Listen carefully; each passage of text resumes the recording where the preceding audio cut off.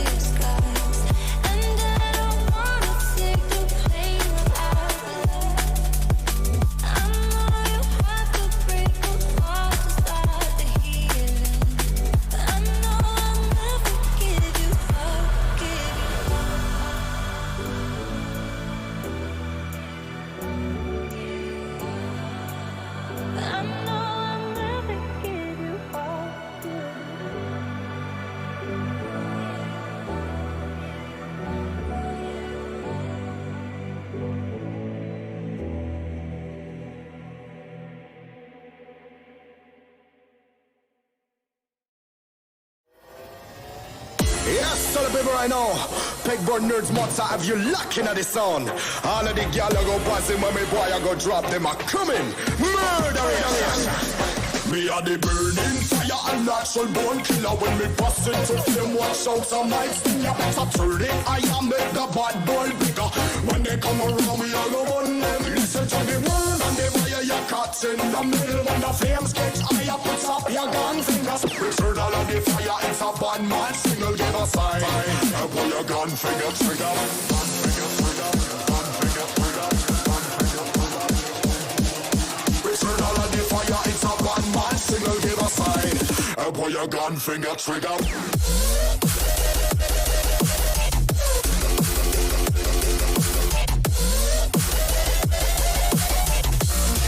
Pull your gun finger trigger.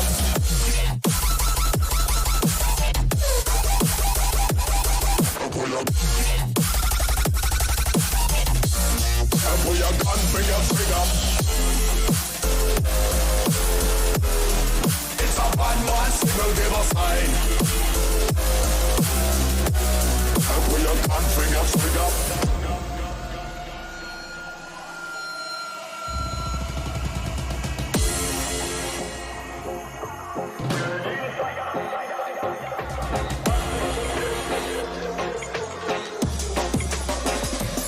Me a the burning fire and natural born killer. When me bust into flame, watch out some lights. You better turn it, I am make the bad boy bigger.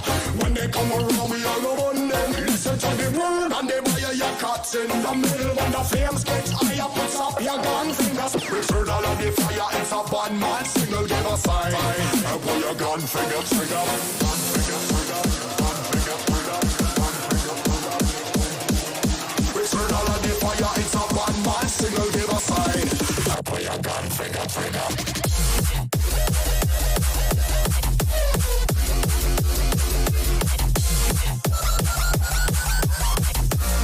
Pull your gun finger trigger.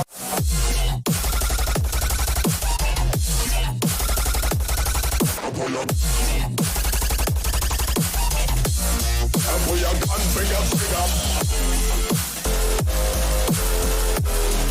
It's a bad man signal, give a sign. Pull your gun finger trigger.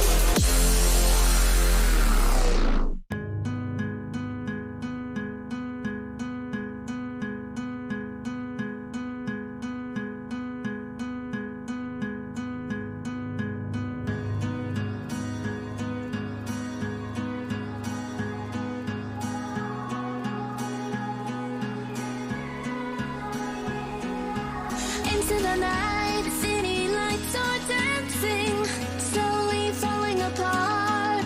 The shadows causing an outbreak of wishing upon a star. This time I'm feeling stronger, and I know I can do better. The shadows causing an outbreak. I'm turning the light, we're gonna light it up, oh, light it up, ooh, light it up, causing an outbreak. I'm turning the light, we're gonna light it up, oh, light it up,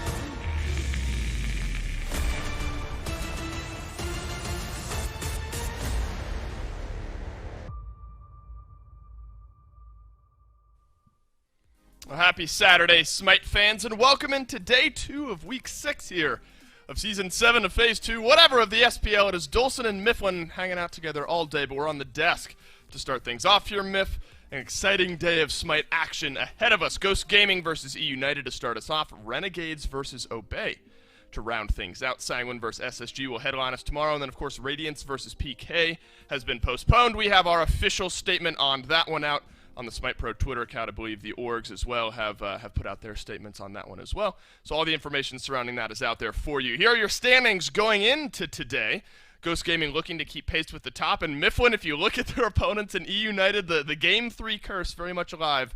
But they took them to 3 games last time, so it could be a fun set. Man, E United's standings does not accurately reflect the player skill, not only of that team, but that team as an entire unit. They take top teams to third game, as you said, almost consistently, I would say. They've got the most 3-game sets of any team in the league right now. They're always on the cusp of just being able to find that W. You haven't quite found it yet, and we can keep saying that because they keep taking them to Game 3, but eventually that leeway that we're affording them will start to wane. But for right now, I think E United is a team that you still have to keep your eyes on.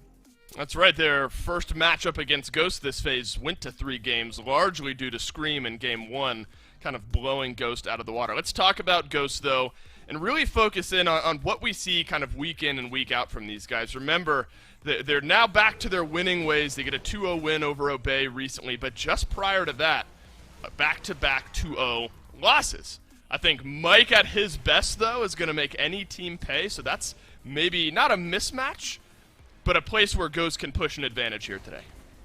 Yeah, Mike is so absolutely dominant on these aggressive picks. Horus, Hercules, even Kuzenbo. But I think if we're really going to talk about the difference maker, the thing that puts Ghost one step ahead, it's got to be Sam for soccer, Dave. This guy is an absolute machine in the jungle. One of the deepest running god pools in the league. The ability to play each one of those gods as best in slot. His ability to just control the map. This dude's got it all. That's true. It's that 1-2 punch where Sam out of the jungle will make a difference, and then PBM on these aggressive supports will get the Hercules ball rolling, I suppose, in a few of those games. So that's something I think E United have to be on the lookout for here today. And let's look over at that side. Snoopy swapping into the support role here for this phase. The Guy J Snoopy duo lane has surprised us maybe over recent weeks here, Mifflin, where I think by and large Guy J has performed pretty well. Snoopy has had some hot and cold games here up to this point. What's your take on Snoopy and maybe the duo lane as a whole? I think Snoopy has the mechanical skill to play these more demanding soul laners. His Hercules has looked very good. His Yamoja has looked very good. And his dual lane in general with Guy J, I think Guy J might be one of the most quickly improving SPL players in the league right now. You could say it's because he had the most room to grow, being a new member, a new addition to the league. But I think that this duo lane has a lot of potential as they continue to grow well together. But Snoopy in particular, you brought it up already, his cold days are just that. They're incredibly cold. His hot days, you can almost compare him to something like Aurora, something like PBM. I think it's really going to come down to consistency for the United duo. Yeah, Snoopy, and then you start to look at some of the picks that Snoopy has gotten comfortable on. It was Cthulhu's support really to start off the phase, but I love the growth that I've seen out of Snoopy where he started to get more used to these strong meta picks. Will contest PBM for the Hercules pick in a set like this. Will contest PBM for those Yamoja picks as well. There's no free pick one way or another with the growth that we've seen out of Snoopy. Do you imagine we see a lot of action out of the duo lane here today given how both these supports have been playing?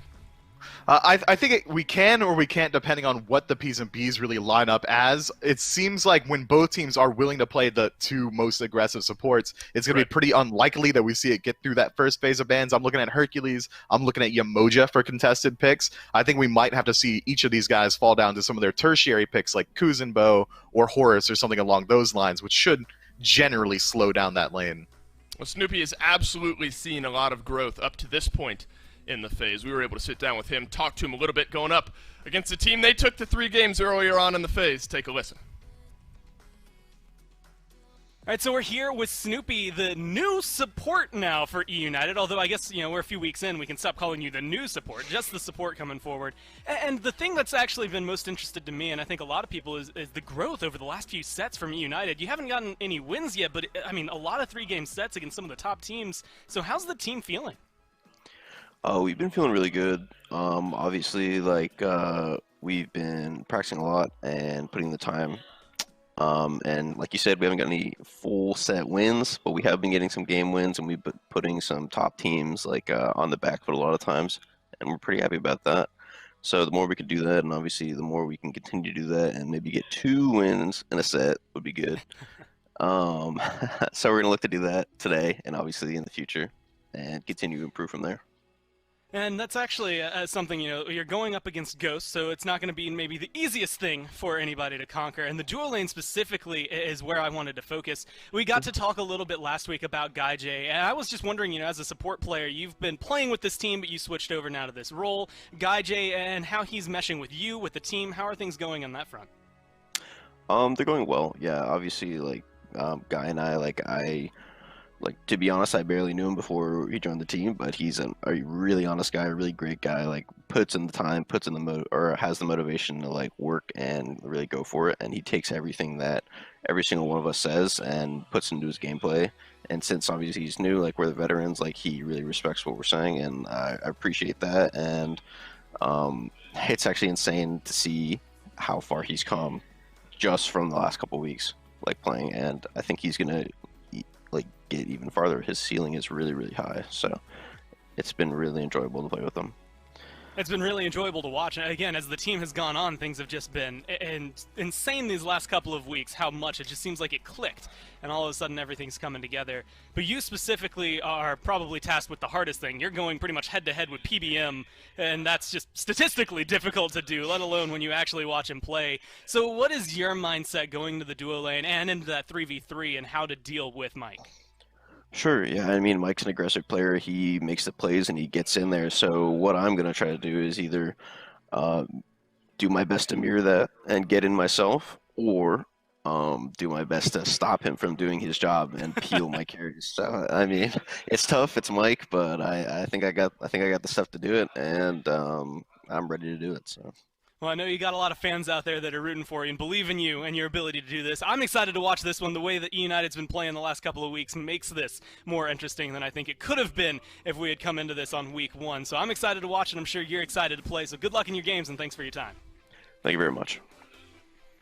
Yeah, to kind of fully establish the 3-game point here, United have played 8 games so far here in Phase 2. 5 of them have gone, or 8 sets rather, here in Phase 2. 5 of them have gone all 3 games. Their last 4 have all been 3-game sets. Yet to find that win, though, first of all. Mifflin, kind of final thoughts before we jump into picks and bans. What do you think it takes for United to get the win here today over Ghost? I think Snoopy did a really good job of nailing it down. He's going to have to withstand the pressure that Ghosts are going to bring. He brought up Mike in particular, and if they're able to make their way into the mid, make their way into the late, that's when they can really start to make some proactive plays and strive to find the W. But it seems like that's every team's answer to Ghost Gaming. Maybe they've got something a little bit more interesting. Fight fire with fire, bring some pressure in the early, maybe fight them on their own ground. Yeah, if you go 5 sets in a row of 3-game sets and you still can't find a win, they're going to be more tilted than whatever's going on your wall back there, Mifflin. Picks and bans for game number 1. And we'll see what these two teams decide to do to shift up that play style. The look of pride on your face just makes it so... You're so proud. Ah, you tilt me, Mifflin. You tilt me. Look at it, dude. God, straighten your pictures. Well, you look back to the first time these two teams played, and Scream, it was I believe it was a Circuit game. I'll double check on that, but 8-1 and something. It was... a massive game out of Scream out of the jungle that really helped push E United over that edge. And Scream has had a decent Phase 2, I think, so far.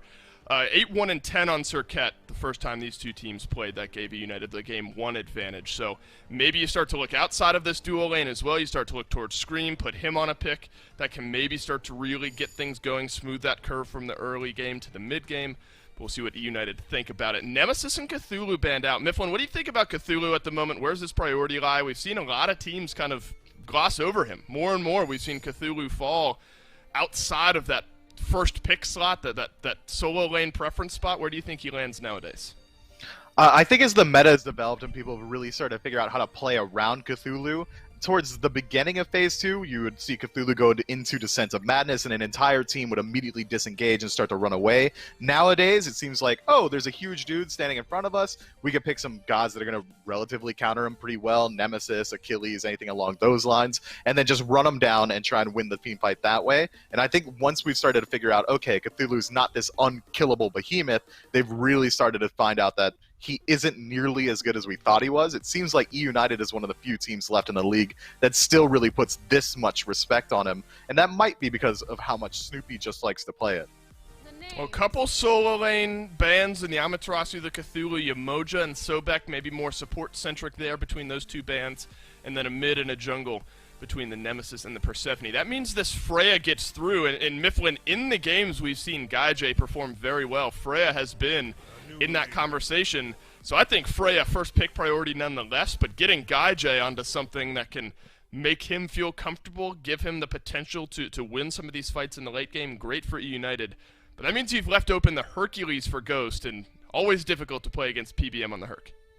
Especially as Freya, a god who you're already going to expect is going to fall behind in lane. Now you got to contend with one of the highest pressure supports in the game on one of the highest pressure support players in the game. They also leave up Ola run as well, so now United can make the decision whether or not they want to run both of the magical hunters. But I don't imagine that's going to be the case. Instead, Uller getting picked up for them, likely going to that mid roll. That's a ton of pressure. It's a decent matchup into Hebo, but you're on a little bit of a timer there. The 1v1 potential, this Uller is going to go down as this Hebo gets a little bit of his itemization online.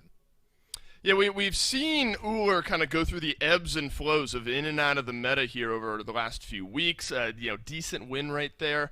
So I imagine that will be Hurrywind playing this Uller out of the mid lane. Sylvanas being hovered here, Mifflin, and I don't think, and we'll get stat backup, I was going to say I don't think we've seen him, and I stumble because we've barely seen him. A single pick for Sylvanas and hasn't won yet. What do you think the mindset is here?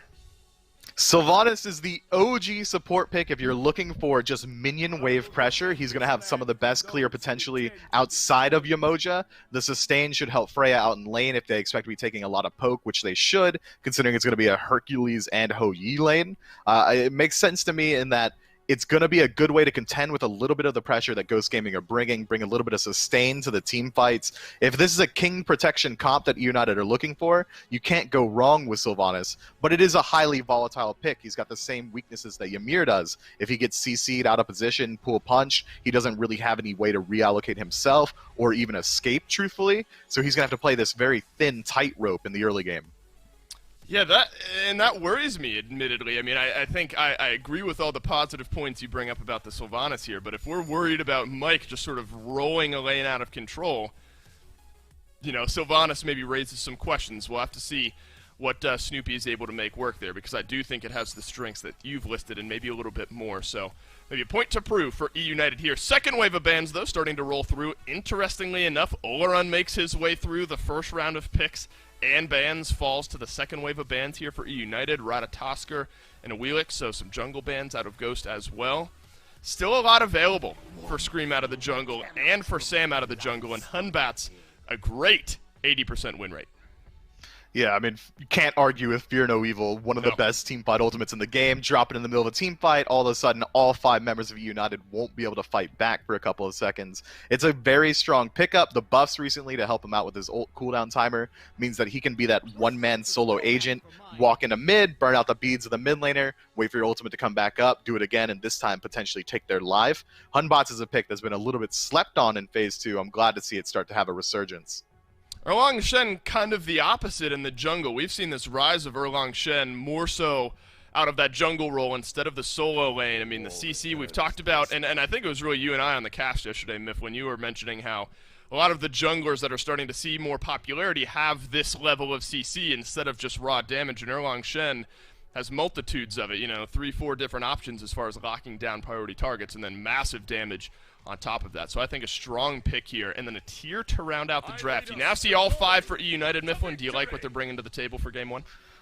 It looks good to me. It makes sense. They've got pressure in mid. They should have decent pressure in the solo lane as well. Jungler is going to have a lot of fight potential in the early game, and then they have the Freya to back them up once that mid to late game phase starts up.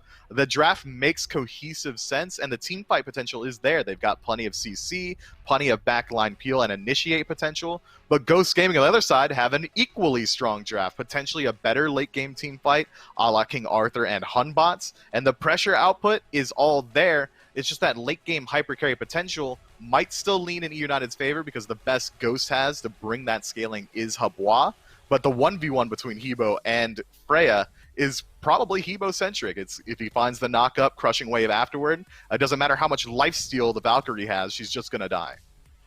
United, they've gone to game 3, 4 sets in a row, 5 out of 8 total. Can't keep rehashing that enough because these guys have been there. It's time to get themselves over the finish line. E United versus Ghost, game number 1. Let's kick it off. Will the Game 3 woes for E United continue? Perhaps we'll find that out here in this set. Finch and Aggro bringing you the call. Doug, obviously our spectator here today. And make sure that you vote for us. Let us know who you think will win between E United and Ghost, because I know a lot of y'all are leaning towards Ghost, but Aggro, it feels like E United are improving every time we see them. Will this Sylvanas for Snoopy, a Guardian we don't see a lot of, potentially be the answer here today? It might be, I suppose. I've seen a lot more Sylvanas in ranked as of late. I'm just not sold that it's worth a pick. Certainly where United picked it, they picked it top 3 in this draft. It's there to try and get this Freya a little bit of pressure, help her with her wave clear. The kill potential is pretty good for Sylvanas Freya because you can root someone into pulling them. If Mike has, say, gone for a driving strike and Gaijay uses beads, oftentimes a root into a pool will end up in a kill because the prot shred from Sylvanas' root. But as long as we don't see Ghost make a whole lot of mistakes around this Sylvanas, I just don't know that United will get enough value out of it into the mid to late game. This pick is just too susceptible to falling behind. It's kind of like another Ymir. Certainly can be punished as Mike using this Hercules to get aggressive right off the bat, but Snoopy not letting that affect him either, making sure he uses those Sylvanas autos to improve this clear speed. And I think you're right to note on that. That's something I feel like Freya really struggles with in the early, is just her clear potential and how difficult it can be for her to keep up with some of those other faster clears. But, you know, Hou Yi not the fastest in the world at that in his own right, and once these supports start rotating out of there, maybe this won't be such a difficult idea here for Guy to try and be even with Panda Cat. But this Sylvanas, I don't know, man. It isn't super impressive to me, but it has just a great team fighting ultimate, right? In that Wrath of Terra, does have the sustain as well. The passive can also be strong, depending on who's trying to stick to him as well. But I agree. It just feels like there are decent support options out there right now, so maybe you don't necessarily have to come down to the Sylvanas. It's just... It does a lot of things okay, but this is just... Immobile Guardians just get bodied when they fall behind. PBM in trouble here on the left-hand side. Yeah, this looks like a bit of an early gank. A Scream showing some presence, and Mike already slowed the damage already there. Perhaps the dots coming through for Snoopy as he's able to find first blood over Polar Bear Mike. And we've been seeing more of this Erlong Shen pick here lately, and I feel like it might even be a bit overdue. I mean, this god is so strong right now.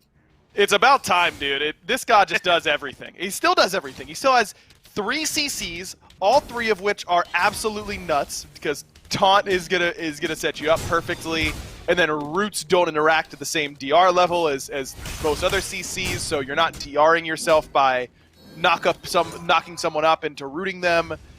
Knockups don't get affected by DR themselves, so you can taunt, knock up, root, and they are just there for that duration, which is insane. And oh yeah, he does 1 billion damage throughout all of that. I just think Erlong Shen is the perfect jungler. I really do, because he has everything. You can be the setup guy, you can pick him alongside a burst mage and fill that role. You can get ahead and just absolute hyper carry. He's got really positive matchups against characters like Hebo at times, though Hebo probably not the best example, but immobile mages and hunters that don't have a movement ability really struggle against a ranged root that's as fast as Pin is. I just think Erlong does it all, man, and I'm excited to see that he's being picked up again, because I think he's very strong. And he's got that sustained damage potential, which I think is what adds so much for him. I mean, we have seen this Erlong Shen pull fights and games back from the brink, because when he gets in close with these autos, he can take down 2, maybe 3 people kind of back-to-back, just with the ability to constantly output so much damage. And as you mentioned, the ability is so strong as well to go alongside that. And I think it's a great fit for Scream. This guy loves, I feel like, to get his hands dirty, to be a rogue agent sometimes, acting on his own. And I think Erlong Shen, while he also has great setup potential, has decent potential on his own as well. Could be tough to 1v1 at times. So it just feels like a great mixture for me, Scream and this pick. We'll get a chance to see if it could be enough for them up against Ghost, because Ghost have not looked as unbeatable as they always have here lately. Perhaps this could be the time where a team like E United could maybe find a win.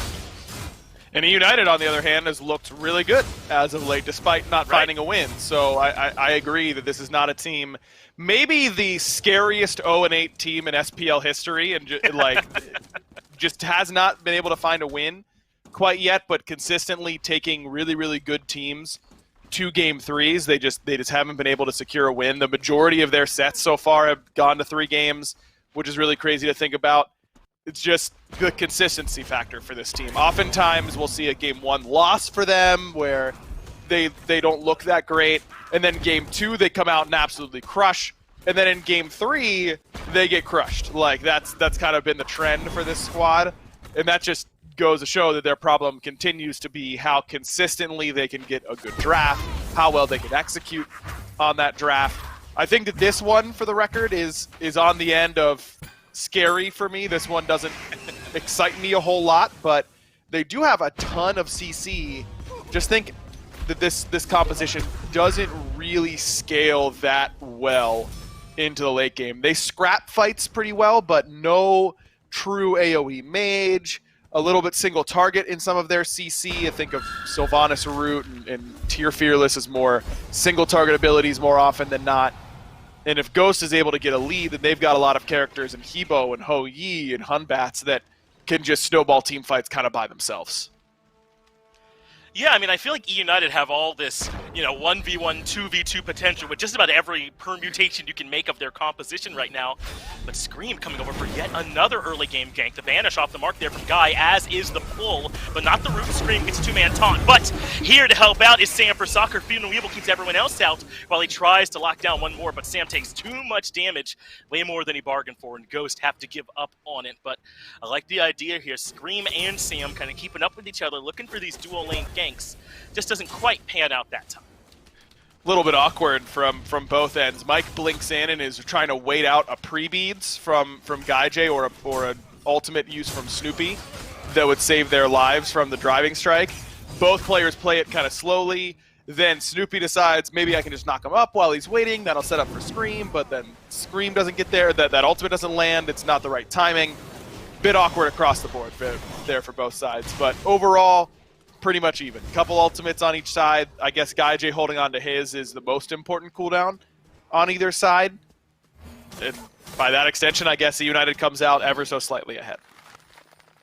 And we should get our chance here to see how Guy plans on building this Freya, because that's become a bit of a conversation, right? You don't necessarily have to rush the Hekate right away. We have seen the Hasten Ring come out in some matchups as that first item. Now, we did go on to ask, I believe that was a vote on SSG, Yep. why? And he said, hey, it was just what I had money for at the time, so maybe a little bit different than sort of that overall conversation. But just how many options do you think are available to Freya players right now to sort of change the way that they do this Freya build path? I think that you have a lot of options, more so than a traditional Hunter, because traditional Hunter, that build is kind of figured out for my liking.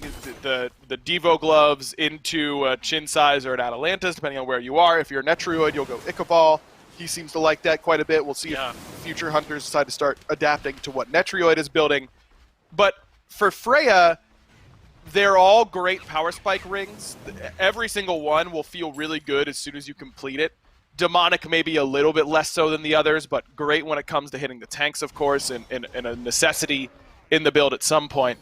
I do think that there's a pretty good argument too. Well, I was forced to back a little bit earlier than I wanted, so I'm going to grab Hasten instead of Hekate or instead of Telkines in this slot, and I'll just get the next one a little bit later. I imagine that if Hunters started changing up their build path, like if Hunters started going Bloodforge right away, I wonder if that would necessitate a Hekate earlier. But as long as we see Devos, I'd expect the Hasten. Sam gets the Fear No Evil off, barely saves his life, but Twig not done. Catches Variety out with that crushing wave. Over the wall goes Hurwin, but he has a ton of sandwich potential here as Polar Bear Mike is able to catch up to him. Twig gets the double, but now he's got to deal with Scream, and he cannot deal with it. Scream gets the kill to punish Twig on the back end of it. Vanish coming out from Guy. That should allow him to get back towards the tower. But Final K not done. He gets the stun, but all this damage ends up going on to Panda Cat. Guy gets the turnaround, makes it into a 2-for-2. Variety and Hurwind both falling, as well as Twig and Panda Cat. Ends up being a bit of a bloodbath there in the middle, starting with that skirmish near mid-Harpies. So unfortunate for Panda Cat. He gets his knock-up landing damage interrupted by the 72 transformations that Scream has. So he gets insta-knocked up, Scream's able to turtle form away, and then a really great pull from Snoopy and good target selection from Guy ends up spelling the doom for Panda Cat. Love the way that Guy played that fight. His target selection so far and the confidence in which he's stepping up. He's getting out of danger when he needs to, but not scared to step up and keep the fight going when he knows that he's got an opportunity to do so. He's looking a lot more comfortable already on this Freya. I've liked it quite a bit. That's good, because positioning, I think, kind of has been one of those problems as Ghost Gaming are successfully able to 2v1 invade the blue buff of Variety. And Guy, I think, is worth talking about here for this E-United team, because there's a lot of other veteran players here. I mean, how long have Variety and Snoopy been playing competitive Smite for? I mean, certainly Hurwind and Scream as well. And Scream, part of that E-United roster that played so well.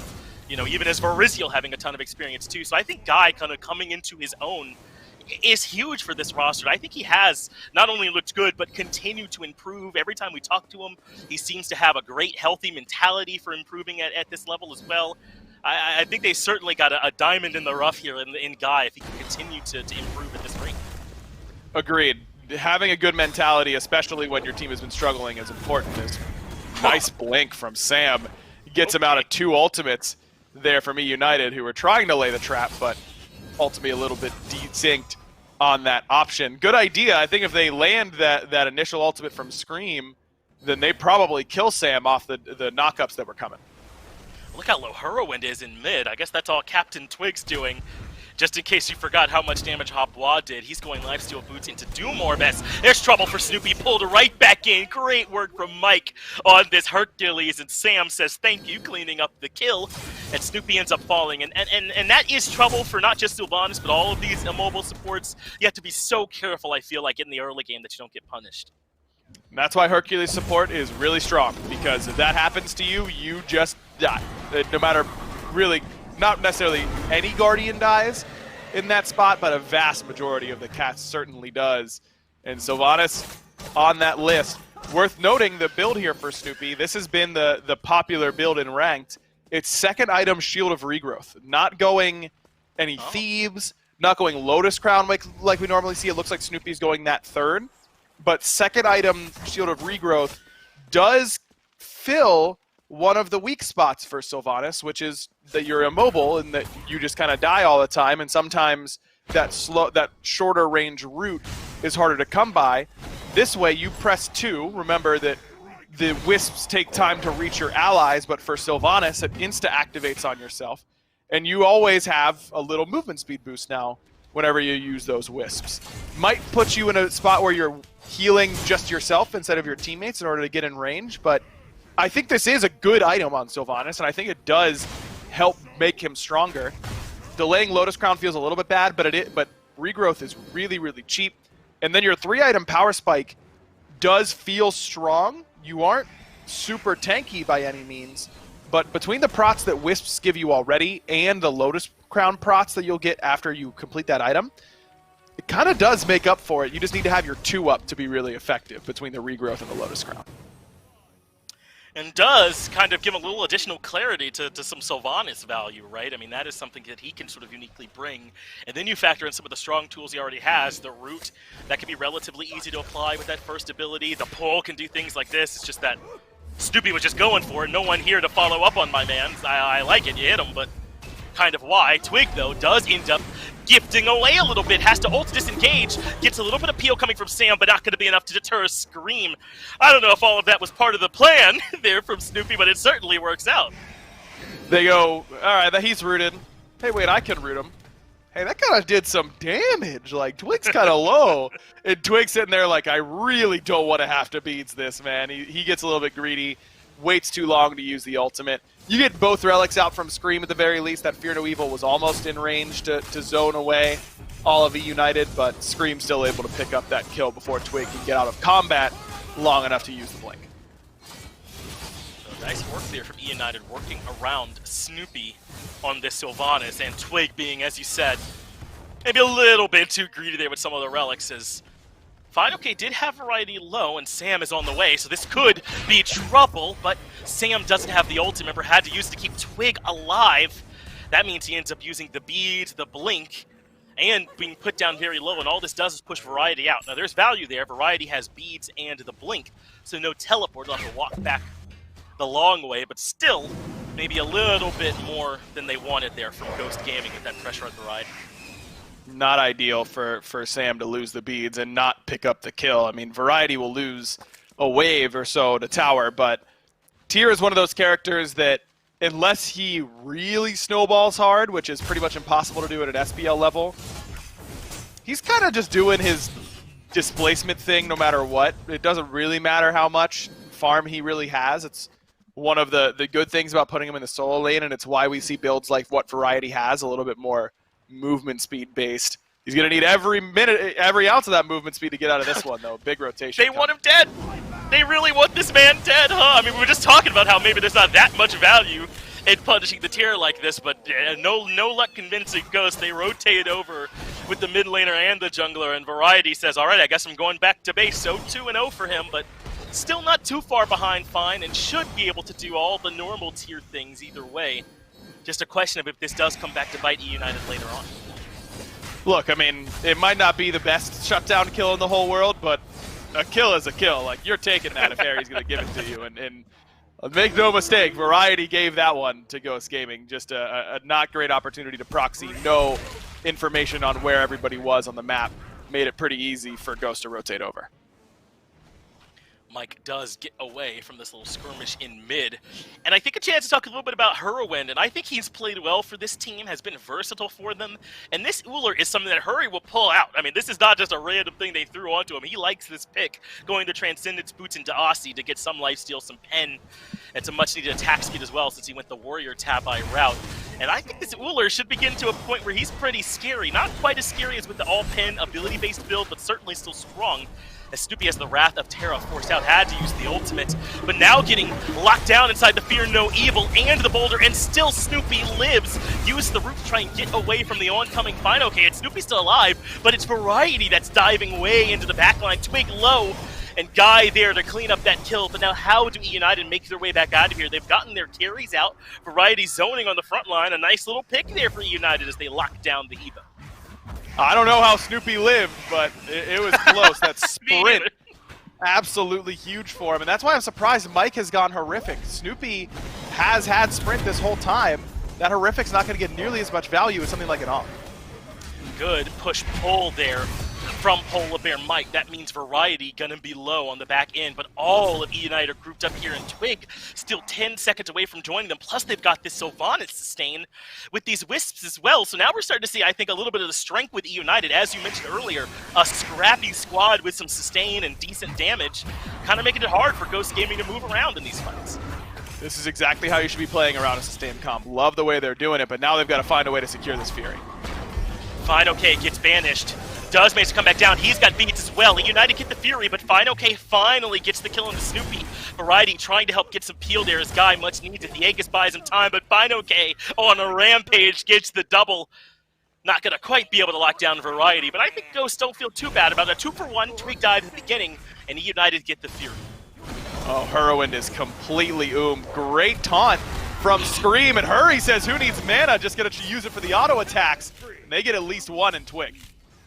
Scream does end up dying in trade. Mike is there, but this dive from Ghost continues. Fine OK has become an absolute nightmare for them. 4-0-3 on this King Arthur. And who said that this god went anywhere without the Glad Shield? Certainly still has the damage, certainly still has the chase potential. And Fine OK putting that on display. Might even be able to get the lockdown here into Variety with a little bit of help from Mike. They don't have a ton of damage to burst him down, but maybe can open up this tier 1 tower instead. Fine.OK has been tanking this tower for an eternity, and it just doesn't matter, because he's level 18 with Gaia against a tier Erlong and Sylvanas composition that has exactly 0 anti-heal up until this point, so that Gaia proc is just going to full heal Fine basically every single time, and I don't know that United has the damage to really stop it in their composition. This is not a good spot for United to be in, and I just really don't like that Gold Fury call by them. I mean, yes, you've got the Sylvanas sustain, but Fine was just sitting there staring at them, almost taunting United to pull the Fury, because Fine knows that even if United get the Fury, they're going to lose the fight after the fact, and that's exactly what ends up happening. They lose 4 all in total for the Fury and a tier 1 tower, not even close to worth it. Not willing to commit ultimates there to make sure Snoopy dies, as Ghost did have him isolated for a moment, but they're way out in front now, aren't they? 6,000 gold, about as much experience going their way too. And in a pretty comfortable spot, but some lockdown to Fine OK. He's just so tanky, you need more than that to kill him. There's the ultimate coming out from Snoopy as well. As Scream low, so is Snoopy on the Sylvanas. They continue to retreat. The Sun there from Panda Cat, not quite enough for Ghost to keep the lockdown going, but I think Ghost are fine with this. They're now showing some great resilience in these small little skirmishes, and E-United Sylvanas is not enough to sustain through all that.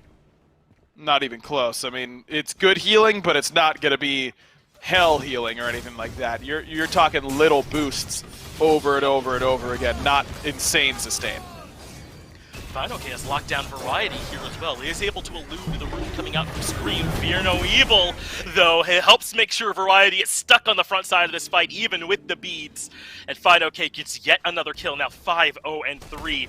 And starting to look like a raid boss. No way you're bringing him down. Snoopy, nowhere near tanky enough. We talked about the health build and some of its weaknesses. Guy gets popped as well. Sam locks him down over in the jungle near speed buff. Suddenly, a 3-for-0 for Ghost. Then keep right on pushing. They don't even have the fire giant.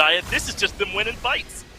And this is what United wanted to do with this composition, have these weird little scrappy engagements as Scream again pulled in by Mike and Captain Twig a little bit wide right on that crushing wave. Scream gonna survive because of it. But United just make a couple of bad decisions on target selection and what they wanted to do around that Gold Fury fight, and Ghost has really blown this game wide open. It's already almost a 10k lead. And you want to talk about what kind of difference a solo laner can make. This has just been infinite space created by FidoK. He can just do whatever he wants on the map, and he's forcing United to have unwinnable fights because they just can't kill him. Herwind, I can't imagine he was planning on going this build. Normally on Ullr mid, you want to go a little bit more pen-centric. He's had to kind of adjust into this chin size build because they realized that how do they ever take down this Gaia King Arthur?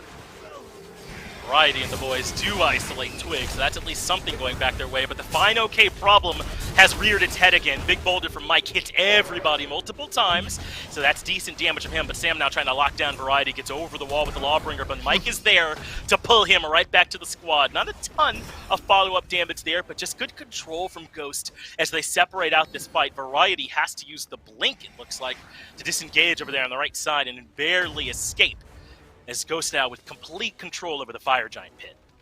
I mean, not a single set of beads up right now for United. A couple members, they're coming up for the front line, really, in Variety and Scream and Snoopy. But Guy J and Herwin having no beads against this composition with Hunbats, Ho Yi, Hercules, the boys who can just insta-kill you, that if you don't have purification beads, I think it's the right call from a United. They probably have to give up this Fire Giant, but they might not, just because their Phoenix defense isn't that great. They might feel like this is their only decent shot. Sam has a little scrap with Scream, gets all his relics out, and Sam able to make it out of there, though it does end up costing him his ultimate. But even still, how do the boys of United get even more vulnerable? But it feels like they have somehow, as Sam locks them down. They were near fire, but now rotating over to the left side of the map. So this Gold Fury shall belong to them. Really no world United can contest, and they're up so much already. And there's only been 18 kills, Aggro. I mean, this has not been a game where a lot of people have died constantly. It's just that Ghost coming out the better in these engagements, been able to control the map a little bit better, and United struggling to find their consistent farm to figure out what their win condition is in these fights. And right now, it's looking like there isn't one.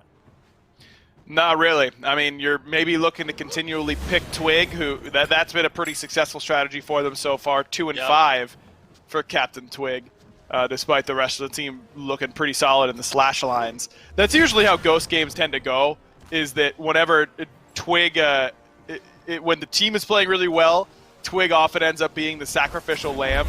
But isn't it funny that when Ghost was kind of struggling recently, Twig was like absolutely popping off in every single one of those games. He's just there to bring balance to the team, one way or the other. You know, he's the Thanos of Ghost Gaming, or the Hindu man of Ghost Gaming, as we like to say around here. Yeah, Hindu's influence is everywhere, perhaps, even Twig following in those shoes. Wants to make sure that Ghost aren't losing or winning by too much, it feels like at times.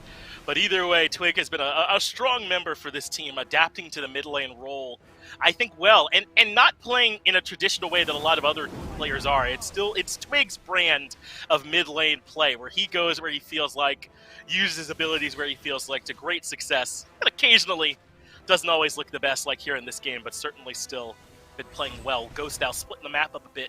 Mike and Panda Cat over in right, threatening that tier 2 tower. Meanwhile, the rest of Ghost should be there in time for this mid lane Phoenix to spawn, at least with their current positioning. Remember, that one will forever be weakened, and this gives Ghost a chance with the Firemen in waves to threaten multiple waves, multiple lanes, all at the same time. And this is not a great Phoenix defense composition for me United. They don't have great wave clear. They don't have great zone denial. Really, you're just kind of at the mercy of Ghost. Mid Phoenix already low. Snoopy already low. He's been caught by FineOK 5-0 and 4 and looking to make it a bit better as Snoopy been isolated to the right. Good ultimate lets him get out of there. Variety controls him, but the right side Phoenix and mid Phoenix have fallen. It was all the United could do just to not lose any players. And how long will that last? Guy at critical health at this point comes landing back down, and Panda Cat is there for the punish. Variety only catches beads with that Fearless, and that leaves Scream on the backside of the fight to also fall. Twig gets that kill to improve the KDA a bit, and Ghost get the 2-for-0 plus both Phoenixes, and it feels like United really are on life support at this point, barely holding on to the game as Ghost start to close in on their Titan room. Variety with a blink into the backline does catch a couple, but look how much damage Whirlwind is taking. Can barely defend. The Titan getting lower and lower. Twig gets one more kill at the end as Ghost lock things up in less than 26 minutes. Yeah, they made it look pretty easy in this one. And look, the draft there for Me United, we talked about it a lot. It's scrappy. It's not really meant to group up and be that effective. I think that is an acceptable conclusion to come to when you're deciding how do we want to try and beat Ghost. We should try and match their early pressure, be able to withstand in any individual lane, and then maybe we could just get a big enough lead because they'll overextend, and then we can kind of crack the game that way. Ghost this time play incredibly disciplined, wait for United to make one mistake, and they made it on that Gold Fury call. So that's just kind of the way the cookie crumbled in that one. I do think that we should see something a little bit different from United there, but the big pick that we were all talking about in the Sylvanas, I don't think that was the problem for them at all. Agreed. I don't think it let them down in this game. It's just that United struggled really to execute what they were looking for this time around. We'll see if they make some adjustments, though. Get it down to the desk to start breaking things down. Get us ready for game 2.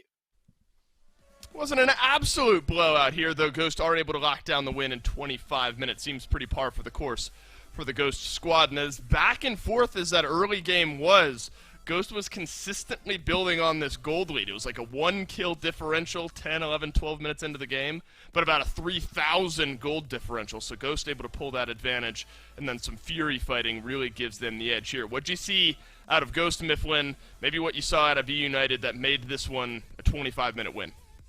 It seemed like a much more reserved play style from Ghost, even though we did see the outcome being largely the same, a 25-minute win, par for the course for Ghost Gaming.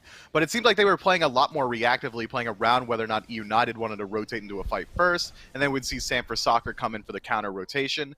But it seemed to me, even when United was making proactive plays, be it around Gold Fury or grouping up for an invade, Ghost was playing the map somewhere else slightly better. If you were invading Ghost Red Buff, they're taking away your purple, your back camps, and one of your tier 1 towers. And that's why, even though, as you highlighted earlier, United was up 1 kill, there was still a huge gold disparity in favor of Ghost Gaming. United are playing better. I like this style. I like this look from them. They're actually making plays that are trying to actively approach the win. They just need to clean up that early game. A lot of mechanical errors early on dropped them a couple of kills that might have changed the face of that game in a huge way. Great to highlight Fine OK there, I think. Big performance on the King Arthur. Sanford Soccer had a game and a half as well. Captain Twig, you know, I think it was kind of the funnel of all of the United pressure was on to Twig this game. So this Hebo left a little worse for wear by the end of it, but the rest of Ghost Gaming able to kind of flourish on the outside as a result. I kind of want to look back, though, maybe recover some of the picks and bans that we saw in game number 1. More specifically, maybe the Sylvanas pick. What'd you see out of the Sylvanas in game 1? Is it worth a repick at any later date, or is that one headed back to the back pocket? It's hard to say, right? This Sylvanas pick didn't lose them the game. It didn't win them the game. I would say it was a bland pick. It didn't do much for them. It didn't really confirm them any pressure in that long lane. What it did do was make it a little bit easier to take these elongated fights around the Gold Fury, and if that's what you picked it for, power to you. But I think you're going to need a little bit more out of that pick, a little bit more out of your support, especially when you're matched up against someone like PBM, who's bringing nearly infinite value, the most value any support player could possibly look to. I think Snoopy might want to go something a little bit more aggressive, or maybe something a little bit more late game minded if you want to be able to match what PBM's value is bringing.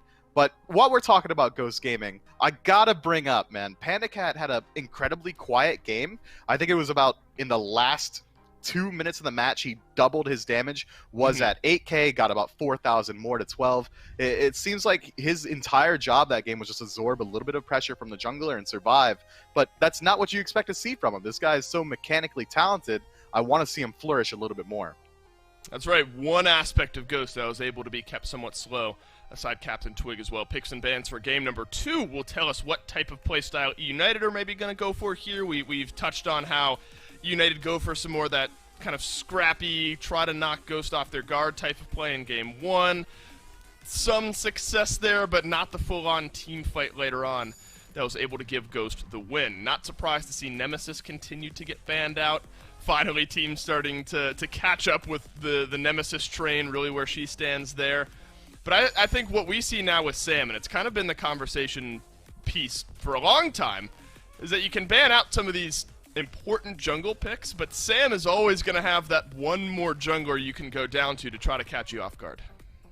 Dude's God pool's too deep. I think if you're dedicating bans to Sam, you might as well just address the most meta picks. Don't even try and take out his flavor picks, because what is he going to do? He'll fall down to Thanatos, he'll go to Hunbots, he'll bring out the Pele, he's got a Thor in his back pocket, this man can play Mercury. Open up the Assassin tab, and everyone in chat, if you've got the game open right now, open up the Assassin tab, throw a dart at your screen. Sam for Soccer is going to play that pick better than anyone's ever done before. I mean, this guy has got such a deep God pool, it's so hard to target him. I assume that means you're replacing all of the screens that now have darts in them after all of this. That's the Mifflin guarantee. So send your claims on over to Mifflin on Twitter. He'll get you taken care of there. Picks or bans rather in Phase 1, largely unchanged, if not completely unchanged from what we saw in game number 1. Cthulhu Emoji still off the table. Amaterasu still there to follow. That means Freya still open and available. A quiet game out of Guy J there in the long lane. Freya certainly wasn't that issue there. Would be interesting if they didn't go back to her, so not surprised at all that Guy J locks in the Freya again here. I mean, the Freya was quiet. I think that if you're going to play around a Magical Hunter, if Ola runs available and you're not really expecting your Freya to pop off, when you lock in a Freya, you expect her to have one of the highest damages or at least be this constant lightning rod for ganks to absorb the aggression so the rest of your map can play well. I think if that's the strategy, you might as well go towards Olarun, who's got Sanctified Field that's going to be able to control a team fight. We saw United was really struggling around these Gold Furies. It would have been a lot easier had they had just a huge no-play zone they could have dropped down and forced Ghost to back off. And again, we see the Hebo getting picked up. It's almost a direct counter matchup into this Freya. You get hit by Water Spout, you're likely just going to die. It's the same as what Ghost Gaming opted for with their first couple of picks in game number 1. Why change it? I mean, Twig, a tough game, admittedly, on the Hebo. 4 of the majority of the deaths there for Ghost, but the rest of his team able to kind of flourish around him. Hebo gets off that ability of rotation. You've done your job, whether or not you end up going down on the back end of it. Here's a change, though. Won't be the Sylvanas for Snoopy. It'll be the Horus instead. Do you think that's an upgrade here for United? I think it helps with their pick potential. United's draft last time really did look like it was scrappy. They weren't looking for a full 5-on-5 engagements. Aggro pointed out that it's one way you can address the strengths. Olarun getting picked up here. That's interesting. Good luck in that mid lane matchup against Hebo. But I think this Horus in general is going to fit the playstyle that United are trying to bring a lot more. They can look for that one-man CC target, immediately get their pick, and then rotate into a Gold Fury, rotate into a Pyromancer, and use that numbers advantage and just absolutely decimate an objective. Now that they've got 2 Magical Hunters as well, they're going to get shredded. What you express a little concern, Olarun versus Hebo. Why might that be there in the mid lane? Olarun being so immobile into this 3v3 that Ghost is bringing is going to be hard to deal with. You could say that Olarun's pretty safe, drops Sanctified Field, you've got a knock-up for self-peel, but what are you going to do when Thor dunks you? You use your beads, now you no longer have it available. Now PBM's blinking on you with the Earthbreaker and a Driving Strike, you're probably just dead. Or if your beads are down in general, Hebo's going to hit you with Water Spout and a Crushing Wave. There's a lot there that just really favors Ghost Gaming. We might even see Freya flex to mid for that additional degree of safety with Valkyrie's Discretion, although I do doubt it. This Olarun's going to have a very hard time farming up in the early game, but it doesn't take away from his late game. If he is able to survive the onslaught from Ghost Gaming, it's going to look pretty good for United come around 20-25 minutes. That said, 25 minutes in is when we saw Ghost Gaming win last time.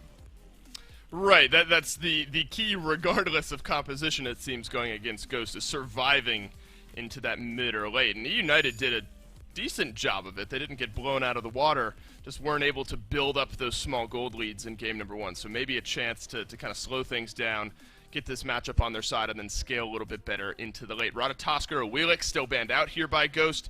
It's going to be the Kuzumbo and the Cupid instead now banned out by United. So a small change there. And a Heimdall will make his way through. What do you think of Heimdall as he stands?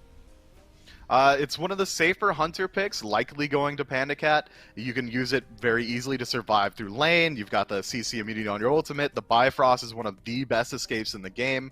It really is a pick that has seen a lot less focus in Phase 2. We saw it a lot more in Phase 1 when it seemed like duo lane was a lot more fight-centric. The 1v1 potential is there, but fighting into a Freya the second she gets her second or third item online is nearly impossible for a Heimdall, so I imagine we're going to see Panda Cat spending a lot of time just farming. I feel like I really like this Achilles here for variety. We've seen this rise of Achilles here recently where you play these fights well enough, you get a volley of ultimates off. I forgot who it was, got a quadra kill on Achilles last week or the week before that. This Achilles pick has started to become a little bit more popular out of this solo lane, so I think a strong way to find some pressure now for variety, and then a Kali to round out for Scream. United add Achilles and Kali to round out their draft. What do you think of their 5? That's a lot of late game, man. Freya, Olorun, Kali, these are all gods that are going to need a lot of time to come online, especially considering the pace that was set last game. It seems like a bit of an interesting decision to completely forego your early game. It's going to take a lot of execution from United if they don't want to fall behind just on map pressure in general. If Ghost Gaming decide to, they can group up very early on, take team fights around the Gold Fury almost at just 5-10 minutes in, and force United to take some fights when they're at their worst state of the game. I would have liked to see them take a little bit more early pressure to facilitate these late game picks. Yeah, you look at Ghost, you got a Thor, you got a Hercules, plenty of picks there to get the ball rolling here in the early, so it's all down really to whether E United can weather that storm and make their way into the mid game, make their way into the late game, because you know what the picks that Ghost Gaming have here, it's going to be an uphill battle through and through for E United. Where do you think this one hinges on Ghost to get the ball rolling early? I mean, PBM's got a pretty decent matchup in that long lane. Thor is going to have a ton of pressure on the map, a lot of pressure compared to what Kali's going to be able to bring for the first 15 minutes. There's a lot of places Ghosts can start to get the ball rolling. It's just whether or not they decide to keep it rolling there or decide to spread their wealth throughout the map. They could decide to target out just one person on United and make it just a hell to farm up. Well, United are going to try to keep their Game 3 trend going here. Game number 2, where will Ghost seal it up? Let's jump in and find out. Thanks, Dolson and Mifflin. Let's move into this E United versus Ghost Game 2, where E United have the backline double mage ADC to try and get this win up against Ghost. But Aggro, do you share those same concerns as the desk about this sort of late game centered composition for E United? Yeah, it just feels really opposite of what they wanted to do last game, right? Last game they wanted to have the option to scrap in any lane at any time and win the game that way. Now they're kind of saying, hey, let's slow it down a little bit here, fellas. Let's try and take this to 29, 35 minutes, somewhere in that zone, and then we'll start to group up and be really effective. I don't think Ghost is the type of team to just let you do that very often, so I don't know how much I like this comp from United. You know, it feels scary, and what I'm really worried about is that Sam is going to have a field day on this store, man. I mean, who's more fit to fight once you hit level 5 than this guy? He will be deciding where all these brawls will be happening here on this map. It's going to be up to United to find some ways to kind of answer back to that. It won't be the easiest thing. I mean, Herwin in mid in particular, I feel like, could be particularly vulnerable. I mean, as Mifflin highlighted, a lot of pressure there, but look at this aggression from Mike, using the blink to catch them out on the alpha, recognizing they're going with this new sort of slower start strat, where you go Purpa to alpha and just kind of let them get pressure in lane, but he's not even letting them do that. I mean, Ghost have complete control over here in the long lane. And now Mike gets to just zone Guy J and Snoopy from at least a few more creeps. You won't be able to zone them from the whole wave because the wave is just going to build up too much, but this is still a really good spot for Ghost Gaming to be in, and a very bad spot for E United. Panda Cat's level 2, that means he has access to the Gallarhorn. Mike hits level 2 off one more creep. That means that unless Guy J and Snoopy hit 2 off this remainder of this wave, which I think they should. Maybe not Guy. Snoopy should because he hogged the Alpha Harpy. I don't know that Guy got that experience. I don't even know if this Freya's going to hit 2 off these archers. Okay, he did. Now you don't insta lose the lane. If Guy J hadn't been able to hit 2 here, you literally can't play because Ghost just won't let you with the CC and range that they have. But with Banish available, at least they can farm under tower. Oh, good banish there from Guy. That would have been a disaster potentially for Snoopy. Though with Panda Cat going back to solo the alpha, you know, probably not the scariest thing in the world if Polar Bear Mike does get that pull-push combo off without any kind of follow-up back there for him. Panda Cat will indeed solo the alpha. But so we know for sure that Ghost have pressure over there in the long lane as expected. But how do you expect Herwin to navigate this potential 3v3? I mean, the Hercules, the Hebo, the Thor, feels like they kind of all have solo potential against this guy. It's very, very difficult to handle this 3v3, but if Olorun can get to level 5 at the very least, and then it's every time you have your ultimate up, at least you've got a puncher's chance at winning that team fight. You just got to really make those sanctified fields count. You've got to hope that Scream's going to be able to make plays around you and that you're going to force Ghost to dive you a little bit too hard and then let the rest of your team kind of clean up and get kills. It's kind of the same way that you have to play around Kali. Like, you're going to have to overcommit onto her at some point in order to kill her, most likely. And then the Kali player is hoping that even if they die, they've got members on their team who can clean up and then actually make use of that farm. As long as at least one of Herwind or Scream is able to clean up fights and walk away with a double kill or something like that, then they can end up in a position where they can win this game. And I know that EU United have a draft that is skewed towards the late game, right? I mean, Freya and Olorun and Kali are going to scale excellently into that stage of the game. But I mean, I feel like Ghosts are certainly still going to be capable of fighting back in, as Mike is lurking right near this red buff for a steal, close, but doesn't look like he was able to strip that one away. Oh no, he does take it, perhaps? I mean, you don't see one being picked up there for Herwin, so that's pretty good evidence. As Sam dunks back down to Snoopy, very, very low, but just no one in range for follow-up, so EU United narrowly avoid getting picked there. Oh no, bad timing there for him to get mana back, but not a great crushing wave from Captain Twig, and he's going to fall down easily. No beads for him. He actually picked up Blink at level 1, and he gets punished very, very easily by a sloppy play there from Ghost. It was a great dunk from Sam, hit both Snoopy and Hurry with that Anvil of Dawn, but then didn't have any mana to actually finish off the Horus. And then when he did have enough mana, Mike was trying to go for the wrong target. Different target calls end up being pretty split, and then Captain Twig just kind of crushing waves up in order to get insta-ulted by Herwin. Not a good engagement there by Ghost on the 3v3. No, and that's exactly where we were most worried for United, right, was in that 3v3. So at least some of that execution a bit off, I think, for United. I can give them some confidence. I mean, remember, Twig is running back this Havois. Certainly he's looked good on it. I don't want to imply that he doesn't, but he has struggled on it this set. And now, in a little bit of danger. Good job pulling that eject button there from Snoopy. He was in some danger with Sam rotating in, but they managed to avoid it. But now it's Scream's turn. Finds the stun on Sam, who does not have the ultimate, doesn't even have the wall to get out of here. And this is Scream's target. So that means you know he's doing a little bit extra damage. Just barely avoiding falling there is Sam, but Fine OK shows up just in the nick of time for some heal. So now United look for the blue buff invade. Great ultimate from Fine OK to get them off of it and to try and defend the buff. But still, United with some good pressure here despite their late-game skewed draft.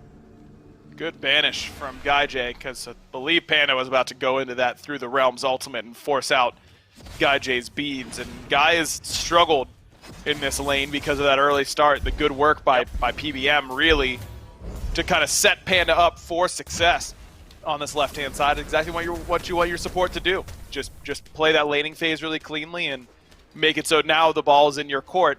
Panda didn't have to do a whole lot in game number one. He was kind of a bystander because Fine OK was doing so much work in that game.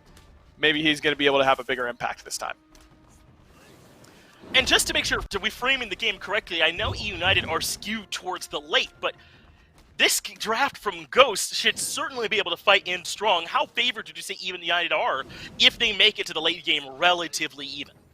It's a good question. I think that I would favor United probably like 60-40 in the late game, which is not overwhelming by any means, but it's not nothing either. You know, they should have a clear advantage come late game, but between all the CC that Ghost have, I mean, every single member of Ghost has a threatening CC that you're going to have to beat, or Aegis the damage from at some point, and the absolute insane damage potential between Heimdall and Hebo.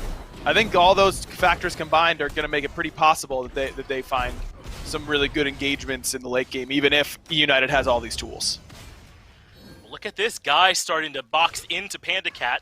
A little brutal, missing even those Freya autos there for Guy, but no harm, no foul, I think, as he makes his way back. Snoopy, though, the one taking some damage, has a backup, though, from Whirlwind, and look how good Sanctified Field is. But even still, Mike able to get the kill on the Snoopy, driving strike into the boulder. Variety shows up to clean 1 kill, and there's Sam for Soccer falling to Whirlwind.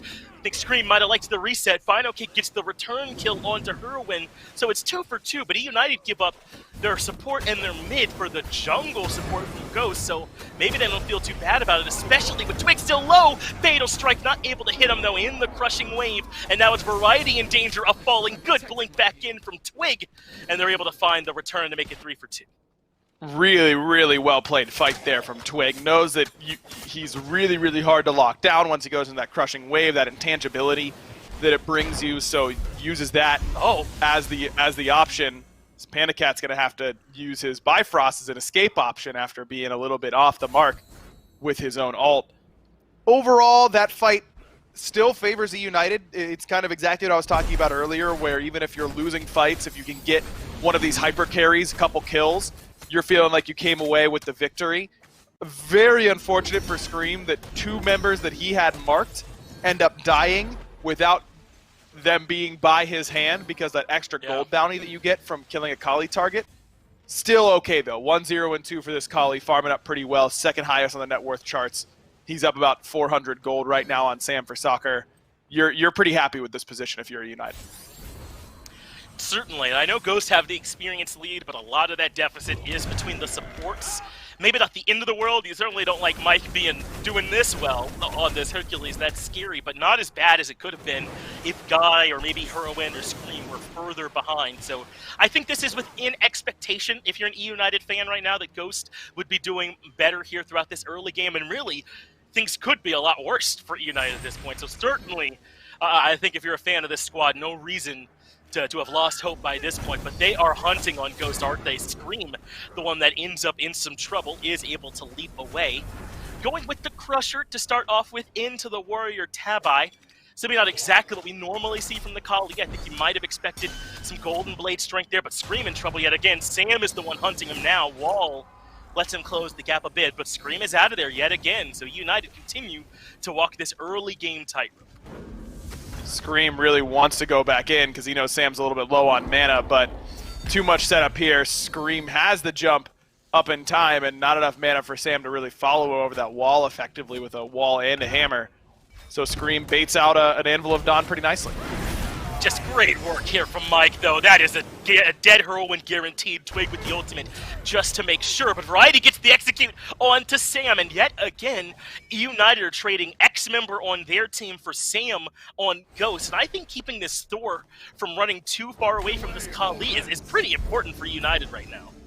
Absolutely. This is huge for them. And even though they're one hyper carry and Olarun is now going to be a little bit behind after that last play, Scream still on the map farming and doing a good job so far in this Kali. Super unfortunate there for Hurry, by the way, because his beads were on a literal 1-second timer of whatever he got picked up by Mike, and then he's clearly just spamming it, and by the time it goes off and they're off cooldown and they're ready to go and they fire, he's already been pushed and dead. And so now they're just reset for another opportunity for PBM. Unfortunate for Scream. Unfortunate perhaps for United as well. Very nearly got that kill onto Panda Cat. Doug showed us just how little health he had left. I believe somewhere around 45 or so. So a very thin margin making the difference in this early game and a lot of factors. But Panda Cat's beads are on cooldown, as are Whirlwinds, as you already highlighted. So perhaps a bit of an avenue in for both of these teams if they can find either one of those members a bit isolated. But Guy still staying relatively close. 0-0-0 on this Freya, but has the Hekate finish now. Is level 11, has not been under a ton of pressure in the long lane. Really, we have not seen Sam try to gank him over here. So I think if your Freya is keeping relatively even with the Heimdall, considering your early game, your Kali is ahead of their Thor, considering how this game has gone, still United have got to be feeling at least okay about this. But this disparity between Snoopy and Mike, that's pretty scary. And now Whirlwind and Twig's disparity is going to get even larger as well. No beads for the Olarun, no chance for him to survive that full CC chain, and that's going to open up a pretty easy tier 1 tower for Ghost. It's really just been a little bit of an unfortunate game for United in that mid lane, but it's just Mike, man. He, again, just making the difference in my mind. Putting pressure on those beads consistently, gets them and the kill at the same time, and now you're in a pretty good spot. Sam narrowly able to make it out of there. The boulder clips Scream, so he has to use Destruction just to stay alive, but FinoK says you won't escape that easily. Throws him into the FG. Variety gets the kill to Twig, and Scream still among the land of the living. Sam is on his way, though, to try and rectify that situation. A hammer makes it 1-for-1. I can't believe Scream made it that far, though, in a very close situation. Got some peel on the backside of the fight, and United still hanging in there. Not ideal now that you've lost your Kali. That gold lead that Scream had now erased because Sam gets the kill. In fact, Sam is now ahead in XP because of all the kills that he's been a part of during this time. This is not going to be an easy transition now for Scream, who already is in a pretty awkward position playing Kali against a Xing Chen, who's one of the best Kali counters in my mind, just because Furious Roar is so good at shutting down auto attack damage. I think that's probably a main reason why we see Scream elect for the Crusher build instead of just going straight auto attack, because he needs some sort of damage that's not going to be mitigated by Xing Chen's Furious Roar. His auto attacks already more quantity than quality based on Kali already are going to lose even more value once that Furious Roar lands. Snoopy was considering getting aggressive, but look at Panda Cat's position. There's just no chance with him that far back. So the ultimate ends up getting not very much value there at all. Also worth noting here for Scream that it's going to be difficult trying to go into the Xing Chen. I mean, even the Whirlwind of Rage and Steel can kind of eat up some of that destruction time that you'd be hoping would help you get off a couple more autos onto one of your primary targets. It's not going to be easy. There's so much peel from this Xing Chen that's going to make life hard on Scream. So we'll see how it is that he ends up working. I think the hope is that they could just kind of overwhelm Ghost in the late game. They have so many threats between the Ola run, the Freya, and this Kali. The execute some variety, even if they don't finish off the kills, that even with all that control that they've got at their disposal, United can find a way to force their way through, essentially, with all those options. And once Scream hits level 12 and gets beads, he's going to be much safer in these team fights. Right now, because of the displacement from Ghost, it is very, very hard for Scream to really get in there and get involved unless it's towards the back end of a team fight where abilities are already down. Well, this is going to add some pain for E-United if Ghost can cleanly get this Gold Fury, and it's looking like the answer is yes. Good ult in from Guy, though, forces the reset. Variety into the backline, but Snoopy already low. Sam has taken to the sky, looking for a target to dunk on, but still waiting. Scream gets the first kill. There's the dunk from Sam, and he's got Snoopy isolated in the back, but support from mid, plus E-United defend the Gold Fury. They don't mind how this fight's gone at all, but that's only if they can make it out. Good slow from Panda Cat, locks down Variety, force him to run to the side, and now FinoK closes the gap onto Guy with the blink. But E-United, though, still keeping everybody alive and defending gold. Well played, and look at this. Look at where Scream has gone right away over towards the Pyromancer. And with Whirlwind here, this will go E-United's way. A miscommunication from Ghost on what they wanted to do. Guy J's ultimate, scary, but not that scary to force a reset. If you get it that low, you're basically a Hebo ult away from securing it. Just use it. And Twig was thinking about using it, but by the time he turned around and actually fired off the ability, the rest of Ghost had reset the Fury, and so he gets no value at all out of that ultimate, then gets his beads, which weren't great. It didn't do a whole lot for him that I could see. And then he, without ultimate or beads, he's a free kill for Scream, who blinked straight onto him in the back line, and just because of that, Scream is now, again, in a much better spot, gets a little boost, goes to Pyromancer, and is in a pretty decent spot in his build, working towards what I assume will be some chin size. Not always a sentence that I say, but I actually like Scream's build this time around. I think Odysseus Bow is really, really good on Kali, because so often you just get people will throw themselves in front of you. Your target is like 2 autos away from death, 1 auto away from death, but you're getting body blocked and you can't really get on top of them. Odibo fixes that problem for you, because you just end up chaining so much damage together, oftentimes between a carry and a tank that's trying to peel you off, that you end up getting a ton of damage from this item. I like it a lot on Kali. Me too, and I don't know if I can stand for this Scream slander, just because you don't understand the genius aggro. I don't know if that makes it wrong. We gotta all make sure we're bowing at the feet of the GOAT here with Scream. Still, though, they're within striking distance in this game, and now with 17 minutes in, I mean, this feels like a success to me if you're E United. They are not that far behind, and this game is still so close. That's why that Gold Fury defense was so critical to me. That's why Guy being under zero pressure this game has been so critical to me. Ghost, it's not an instant lose if we get to 25 minutes and it's close, but things get a lot harder for this draft. Mike starts to get blown up, I think, a lot more easily by these targets that E United have. They have to make sure they do exactly this, get more pressure on this Gold Fury. E United, though, are right here to respond. This is a good opportunity to be aggressive because Mike has that level 12 relic, Snoopy doesn't, and what do you know, it's Snoopy who gets focused down a bit. Is able to make it out of there, though, as only Horus can. All that extra safety for him there. Fury pulled yet again. It's fine okay on the front line, keeping everybody zoned out. Fury down to 3,000 HP. United got to move in down to 2,000, but there's the dunk onto the back line from Sam to keep them zoned. That means it's all on to Variety to go up front and stop them on the Fury. Fine okay, takes care of Hurry, but look how low Sam is, and Scream, recognizing the fact, gets him. The banish lands onto Mike. It's 1-for-1 mid for jungle, and the Fury still stands. That means E United can feel comfortable to keep fighting, and look at this, a little bit of healing coming from Snoopy as well. They can afford to stick around in this fight just a bit longer.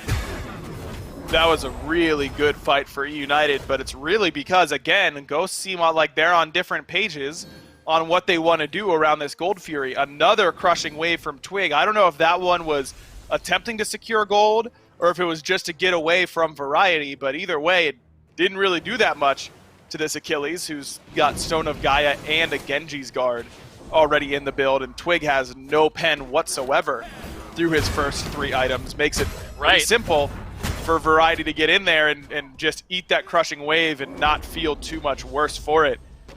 Ghost just have looked a little bit sloppy around these objectives so far in this game.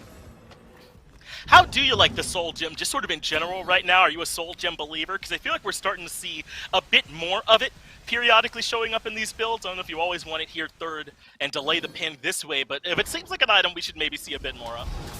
Maybe. I just think it feels more. It feels like a win more item to me. If you, the getting extra scaling on your abilities is really good. Don't get me wrong, but they're just it's so awkward to fit in the build because it's not enough power to go second. It's not enough. You need pen by third, in my opinion. I really think that you really do the vast majority of the time. So not having it in that spot feels really bad. And I wanted to hear more, but Fine OK said no. Gets aggressive onto Herwin, who somehow is still healthy, but there's just too many ults. Anvil of Dawn and Crushing Wave say no to the Ola Run pilot. He ends up falling down early, so it's 1-for-1 so far. And look how far away E United are pushed out. Ghost have decided to say no longer on this slow and steady pace. They go all in, blow up Herwin, and now they're starting up gold. But E United know how critical this is to keep this game close to even, so they step forward. Vanish lands early, but Ghost secure the gold Fury already, and now they're ready for the disengage. E United can't find any way to punish. Good blink in from Scream, nearly gets hit by that Heimdall, but what a pull from PBM, pulls up 2. How nuts is this guy, right? I mean, Hercules, to me, could feel a bit Peel light sometimes, but these SPL players, Aurora, Mike, Neil, come to mind, and they're able to get all this value out of it, extract the most they can from this pick, and he gets Ghost out of there cleanly. I thought I spoke prematurely when Scream gets the blink double stun, but Mike is there to make sure there is no pain on the backside of that Gold Fury. Still, though, within range, only a little over 1,000 gold worth of separation for Ghost right now. But can't you tell that they're the ones setting the pace? These ultimates, all this control, lets them control the fight so well. And now they're going right to fire. E United are on their way, but it's really only Snoopy here to defend. Ghost don't have a ton of wards. They might not know how alone Snoopy is here, but they're looking to stick the objective. Snoopy is already low. They kill him. They still have the ultimate from Twig for the confirmation as well. Whirlwind is on the outside, but Ghost secure the objective, and E United have no answer. Hurry's going to get some good damage off, but not nearly enough to survive. It's an easy double for Panda Cat, and this is what the good teams do. I feel like I sound like a broken record. I say it all the time. They just constantly pose you questions. What are you going to do if we do this? Okay, now it's your turn to come and defend this. All right, now we're grouped up and doing this. What are you doing? And eventually, teams make mistakes whenever they're forced to asking that many rapid-fire questions. And United just aren't there to defend a fire giant, and Ghost are just absolutely turning on the Jets. They're still on the gas. Right side Phoenix is down. No one was there in time to defend. Snoopy is absolutely dead. R.I.P. my man. As soon as he lands, Panda Cat gets the credit for it. Up to the sky, though, goes Sky. Good damage to the Valkyrie's discretion, but Fine OK is still here. Fine OK still aggressive at Scream. Barely gets the destruction off in time. Sam able to get out of there. Just enough peel coming from the rest of Ghosts Gaming. And look how cleanly they move around the map. How cleanly they're there to peel for each other when it looks like they're overextending. And E United, just like that, are having to look at Ghosts through binoculars. They're out of range. What are breaks? Because Ghosts don't know what they are. They don't have those. They just instantly turn it up to 11 and get all the way to that right side Phoenix, and they get a bunch of relics and ultimates to show for it. Guy J now, no beads. Same for Scream. That means Final K is going to have an easy time setting up a game-winning fight on the next Phoenix Siege. Perhaps not even getting ahead of yourself. Big dunk coming down, and Heroin still 16 seconds from the beads. Was basically a sitting duck. Snoopy using this basically as an escape path, but Fido K pulls him out of it. Says, you are not escaping on my watch. Panda Cat gets the second kill of this engagement. Now United suddenly, from an even game to 2.5 minutes later, desperately trying to defend their base. That's it for the tier 2. And why not come to take the mid Phoenix? Ghosts are on a rampage. The only good news for United is that Ghost hasn't reset since doing that fire, so they've got a ton of golden hand. Maybe they don't have the damage to end quite yet, but I think they do. Guy's gone, though. Panda Cat blows him up instantly. There's a double, and she takes care of Snoopy as well, and that is it. This game's over. No way Scream can find the late-game heroics. The ultimate is there just to make sure this Titan cannot hope to stand, and Ghost, with 2 very quick games, are able to take care of E United in 2. Look, it's kind of messed up that the game where E United look better, they lose faster. Like, game 2 was certainly more competitive through the first 20 minutes, and then it's over in the blink of an eye because of a couple of back-to-back mistakes. Game 1 felt like it was over a lot earlier. It just ended up taking Ghost longer in order to finally get the job done. This is what Ghost does to a lot of teams. United still trying to figure out their identity, I think. That's the big thing that I'm going to take away from this, is that E United had 2 very, very different drafts and didn't do a great job of executing either one. I do think Game 2's was a little bit more clean, but they need to find their team identity, what they really excel at, before they're going to start finding wins against teams like Ghost. Yeah, normally when we watch United play, they look a lot more competitive than this, but Ghost, I think, have righted the ship. They're back on track, and United looking to struggle. Congrats to the Ghost Boys with the 2-0. Get it back down to Dolson and Miffle on the desk. Thanks, Finch and Agro. Great job to start off this Saturday of SMITE action, and great job over to Ghost in finding the win. I don't have an ornate ad for you this time around, but I will tell you about the in-game content surrounding the Avatar. We got the Battle Pass in-game now. Aang, Korra, Zuko, they've all got skins, and then you can get a second skin for all of them through all the tiers in the Battle Pass. Super cool if you've seen the show. If you haven't seen the show, it's definitely some in-game content that you need to get your hands on, so take a look at that in-game now. Mifflin, though, is with me to break down this set, and Miff, to kind of pick up right where the casters left off. It's kind of unfair that E United arguably look better throughout the early part of this game and then suddenly just get blown out of the water, but similar game times here, 25 into a 23, Ghost just a better team today. Man, it's so unfortunate because E United, despite having this late game centric draft, were still able to fight into a couple fights in the early game. At just 20 minutes into the game, it was just about completely even. If you're an E United fan, you must have been on the edge of your seat thinking to yourself, oh, we're getting there. They're about to hit their power spike. These 3 late game hyper carries are about to really hit the ground running. And then one Fire Giant fight with desynced deaths. Hurrywin falls down on the tail end of it. Turns into a couple tier 2 towers for free, a Phoenix for free. Ghost Gaming blow the game wide open off of truly just one mistake from E United. And a lot of that exactly where you figured it would be. We knew this Oleron was going to have a tough time in lane against the Hebo. So while Captain Twig didn't necessarily have a bad game in game number 1, the setup was there often here in game 2. Hurrywin ends at 1-7, so brutal for the Oleron. And exactly, I think, what you laid out there, Mifflin, where we knew Mike on this Hercules was going to have a big impact in the early, and he did. He did, man. And not just impact aggressively, his peel plays were phenomenal. It was about 14-ish minutes into the game around that enemy purple buff where he was able to pull the entire team off of his squad. That's not easy to do. Those are thin dividends you got to play with. And Twig, despite falling a couple times in the early to some questionable plays, I think First Blood was him just whiffing his ultimate completely. This dude looks incredibly good on this Evo. I mean, you can't not look good when you're doing 10,000 more damage than your direct lane opponent. Ghost Gaming was just the better team today. You got that alert too, Mifflin. I had to mute my phone really quickly as well. Yeah, I think this is an important set here for Ghost. I mean, they 2-0 Obey last week. Now they get the 2-0 over E United. Nobody was really ever concerned about this Ghost team after falling 2-0 to a couple of these higher top 4 teams, but this one important to get them right back in contention for those top spots. As of now, one extra loss than Radiance and SSG, but technically tied for first as far as those wins go. Our next set, though, Mifflin, Renegades versus Obey. That'll be an interesting one, given Rowe filling in that solo lane. How you feeling? Early thoughts on our second set of the day?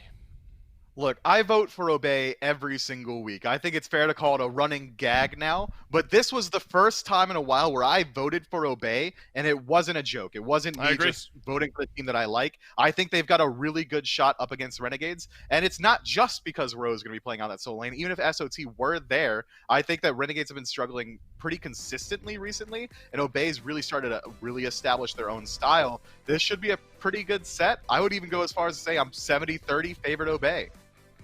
Yeah, tough one to call when we were doing these the preset votes back and forth, I think, for all of us on Renegades versus Obey, but Obey may be edging out there. That'll be our second set of the day. As always, we got to sit down with one of the winners. We got Slaney from Ghost to tell us how they got the win today. Slaney, happy to have you here with me, obviously coach for Ghost. First thing I want to ask you, man, you ever feel like you're coaching LeBron sometimes when Final K has those games like Game 1? I mean, how much do you need to tell him when he plays that well?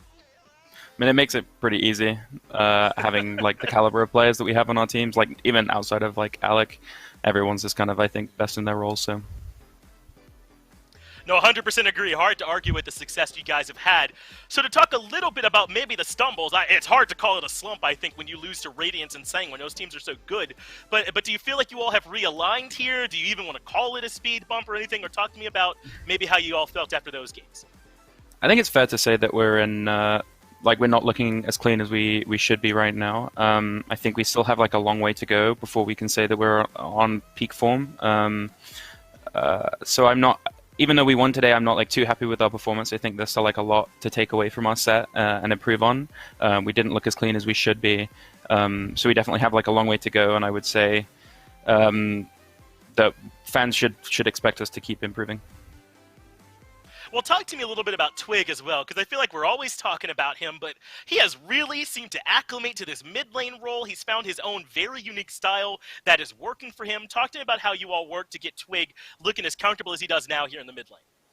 Yeah, I think Ben's finally like solidified like a play style and god pool that he like really performs well on. I would say he is the best player that we have right now. Everyone's kind of like in a bit of a slump. Obviously, Alec kind of farmed in this set, but I would say Ben's being the most consistent player right now, and I think it's shown that he is like kind of solidified on what he wants to play and how he wants to play the game. So I'm really happy with where Ben is and how much he's improved. I certainly agree. There was a point where we were worried about Twig. Now I'm worried that you have no hope against Twig, so it's a great transformation there. Thanks for taking some time to talk with me, Slaney. We have another excellent set coming up right after this. Make sure you stay tuned for more SPL.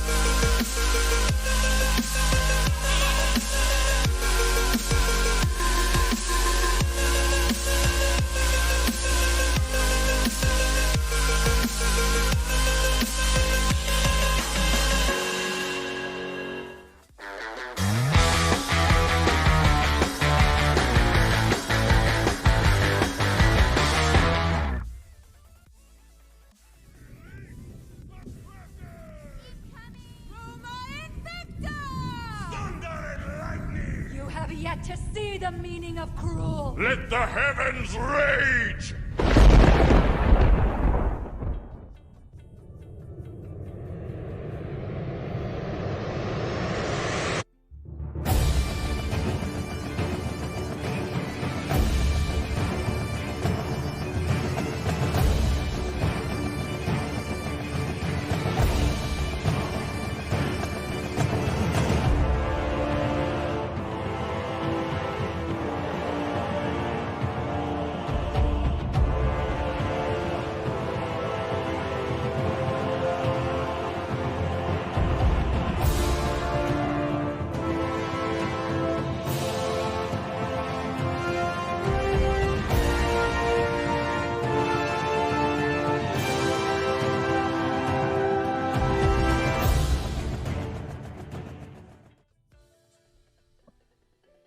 Welcome back to the SPL chat. We are just about to head into, I think, one of the biggest matchups of this weekend. But before we get there, I was just into such a bad mood yesterday, so uncomfortable, and I couldn't figure out why. And then I remember, oh yeah, I was in a whole different setup. I forgot to take my Maxonomic chair with me. If it fit into my Ultima, I certainly would have, and I just couldn't get comfortable. But now I'm back home. I'm happy again. I feel like, women are talking to me again. I don't know. Everything's just popping up Finch here after I got back into it. And if you want to have that same sort of come to the world moment where everything's back aligned for you, then pick up one of these chairs. You get the exclusive in-game award skin when you pick it up as well.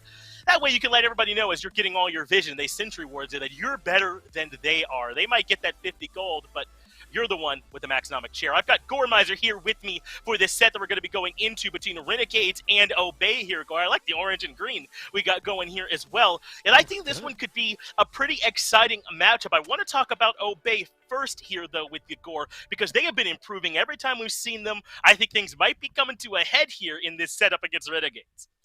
That's actually the thing I think is most interesting about them. One of the things that has been improving for Obey, E United has been pushing all of these teams to 3 games. Obey, they've just found the picks that work for them, which I think is really making the difference. When I read the top 4 picks that are there for Obey, Cupid, Ymir, Wukong, and Ra, all 4 of those just kind of feel like their picks right now. Nobody else is really grabbing them. The Ymir is the one that is maybe the shakiest of all of those. We haven't seen him find the most success in the world, but you've got, the Cupid, the Wukong, the Ra, all of these things for Obey that have felt very much unique to them and working well for them, even though it hasn't solidified into a win against some of those top teams.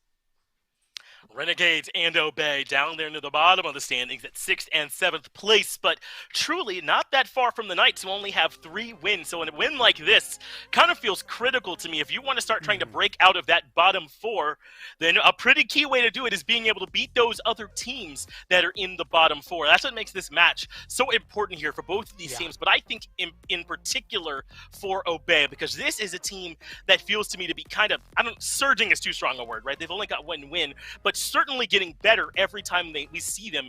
If they want to be able to prove they're a team that doesn't belong down here, then I think you need to beat Renegades, especially if they're going to be playing with a sub instead of their main solo laner. This is kind of Obey's moment.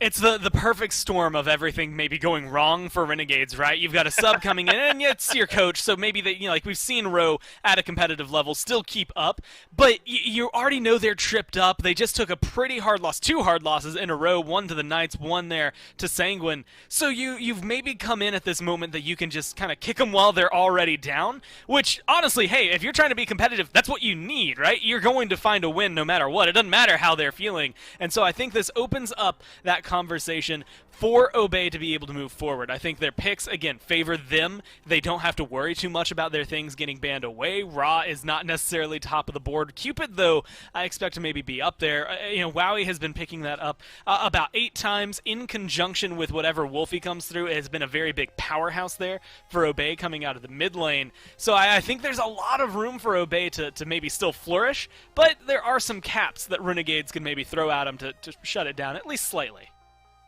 And I think Wolfie's going to be a big part of this here, Gore. I mean, one of the things that we have seen that has really helped kind of simplify things, I think, for Obey and let them find some success has been finding sort of these wombo combos that really work, right? These raw snipes plus consistent setup, whatever that happens to be. I think it was the Kumbhakarna we saw with it. It was the epic uppercut into the raw snipe. Maybe it's something in the jungle instead for Sino that has some consistent setup. But whatever it is that can help them get into a rhythm, get some guaranteed kills, has really helped Obey start turning things around. It's just a question of, is that same strategy going to work when they start playing up against Renegades here, or especially considering Venenu and his sort of different god pool, his wide god pool? I don't think this has been the easiest thing in the world to try and shut Ven down right now.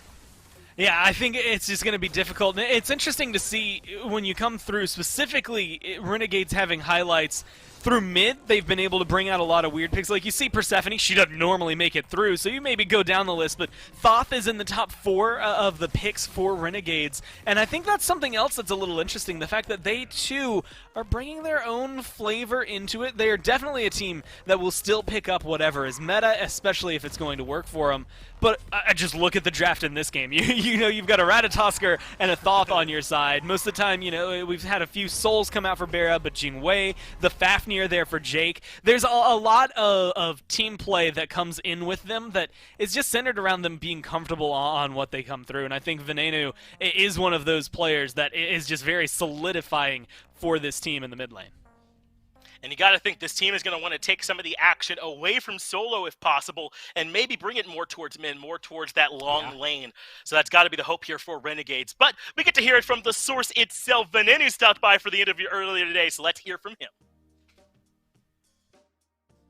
All right, so we're here with Venenu this time around from the Renegades. And the first thing I got to ask you, I mean, last week it was a pretty hard loss against PK. And maybe you guys don't want to talk about it, but we got to get into it.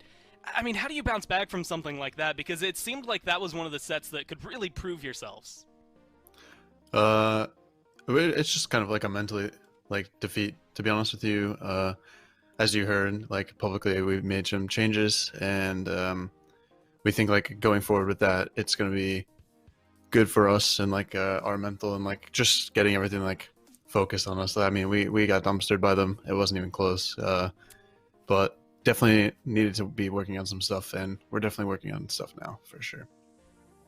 Well, after that shuffle against the Knights, you're going to be going up against Obey, who normally, a few weeks ago, everybody would have said, okay, this is a sure thing, Renegades have this, but they've actually been doing pretty well lately and on the rise with more specific picks. So how are you feeling about playing specifically Obey today? Definitely going in confident. I understand that we're using Roe, but the practice that we had this week was pretty good with him, and he's been grinding ranked and everything like that, so we're confident with him. But there is always that thing of what if this happens and stuff like that. But we're confident as a team going into them, and we think that we can beat them for sure. Well, you've mentioned it a couple times, and now we have to at least ask about it. We've seen Rose step in on the big time. No SOT today. How does the team feel about that solo side of the map? Is Lasberg going to be spending a little bit of extra time over there to try and help that out? Yeah, we're going in confident with him. I think he's got his lane control. He has his picks that he wants to do and everything like that. So we're kind of just going to let him do what he wants to do, and we're going to do what the other 4 are going to do on our side of the map and see if we can control the game from that. Well, awesome, man. It has been an interesting pickup for all of you. And of course, watching the Renegades grow and the way things have shuffled, it sounds like you have things under wrap, or at least are getting to the point where you have things under wrap. So I'm excited to see how this set goes, and of course, I'm sure you guys are as well, to get to studying and get things ready. So good luck in your games, and thank you for your time. Thank you very much. You too. Good to get a chance to hear from Ven, and it seems like they had a similar idea about how their strategy is going to work, trying to see if they can control the action a little bit elsewhere and maybe take some of that pressure off Ro, though. I do believe we saw Ro handle himself pretty well when we saw him playing earlier on Gore. That was you that had a chance to talk to Ven and the rest of those Renegades boys as we get ready to go into the Pixar Band for game number 1. Just how ready do you think this team is, or are they a little bit too bogged down by the roster changes?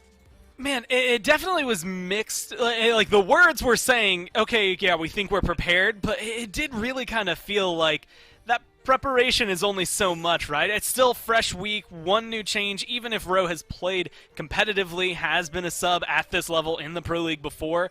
It's that moment where you're just like, it's still a fresh solo laner. Things are completely different. So I think there is a little bit of turmoil still in the Renegades, and I don't think that loss against Sanguine yesterday helped them too much in terms of their ability to feel confident going into the set. And again, for Obey, I mean, that might just be the best case scenario for you. You get to come in, they're already maybe feeling a little shaken. If you can shake it up even more, just slightly in the early game, you can transition into a smooth late game and win. It's going to be the idea here, we're thinking, for Obey, who would love to get a dub on the board, having already taken care of E United. I think beating a team where they're kind of going up a little bit towards one that's ahead of them in the standings could be huge, not just to bolster their confidence, but just to make them look like a team that is legitimately on the rise. So this could be huge for this squad. So far, though, these bands fairly standard. The Nemesis, the Persephone, the Emoja, and the Thor all taken away. Some things to keep in mind: the solo lane, Amaterasu and Cthulhu still available, and then those magical ADCs, Freya and Olaran. I mean, obviously, with 4 left, those all can't get banned, so certainly going to be some value left over for Renegades in the first pick spot. I'm not sure if Renegades got the memo there against Obey, not Space Station, so that Hera ban coming through maybe throws me off a little bit, but it's also something I think is interesting here for Obey, because again, Wolfie has been more willing to branch out as opposed to what we've seen. Most of the other mid laners really haven't had to. That's really where things I think have come forward, is Wolfie maybe not able to find as much success on these top picks as coming through, or maybe more reliant for his team for him to do exceedingly well, and so maybe some of these off picks are the ones that he's trying to carry him on. And so I like the Hera, but I kind of want to see what Obey can do with it before I start thinking to ban it away in the top 6.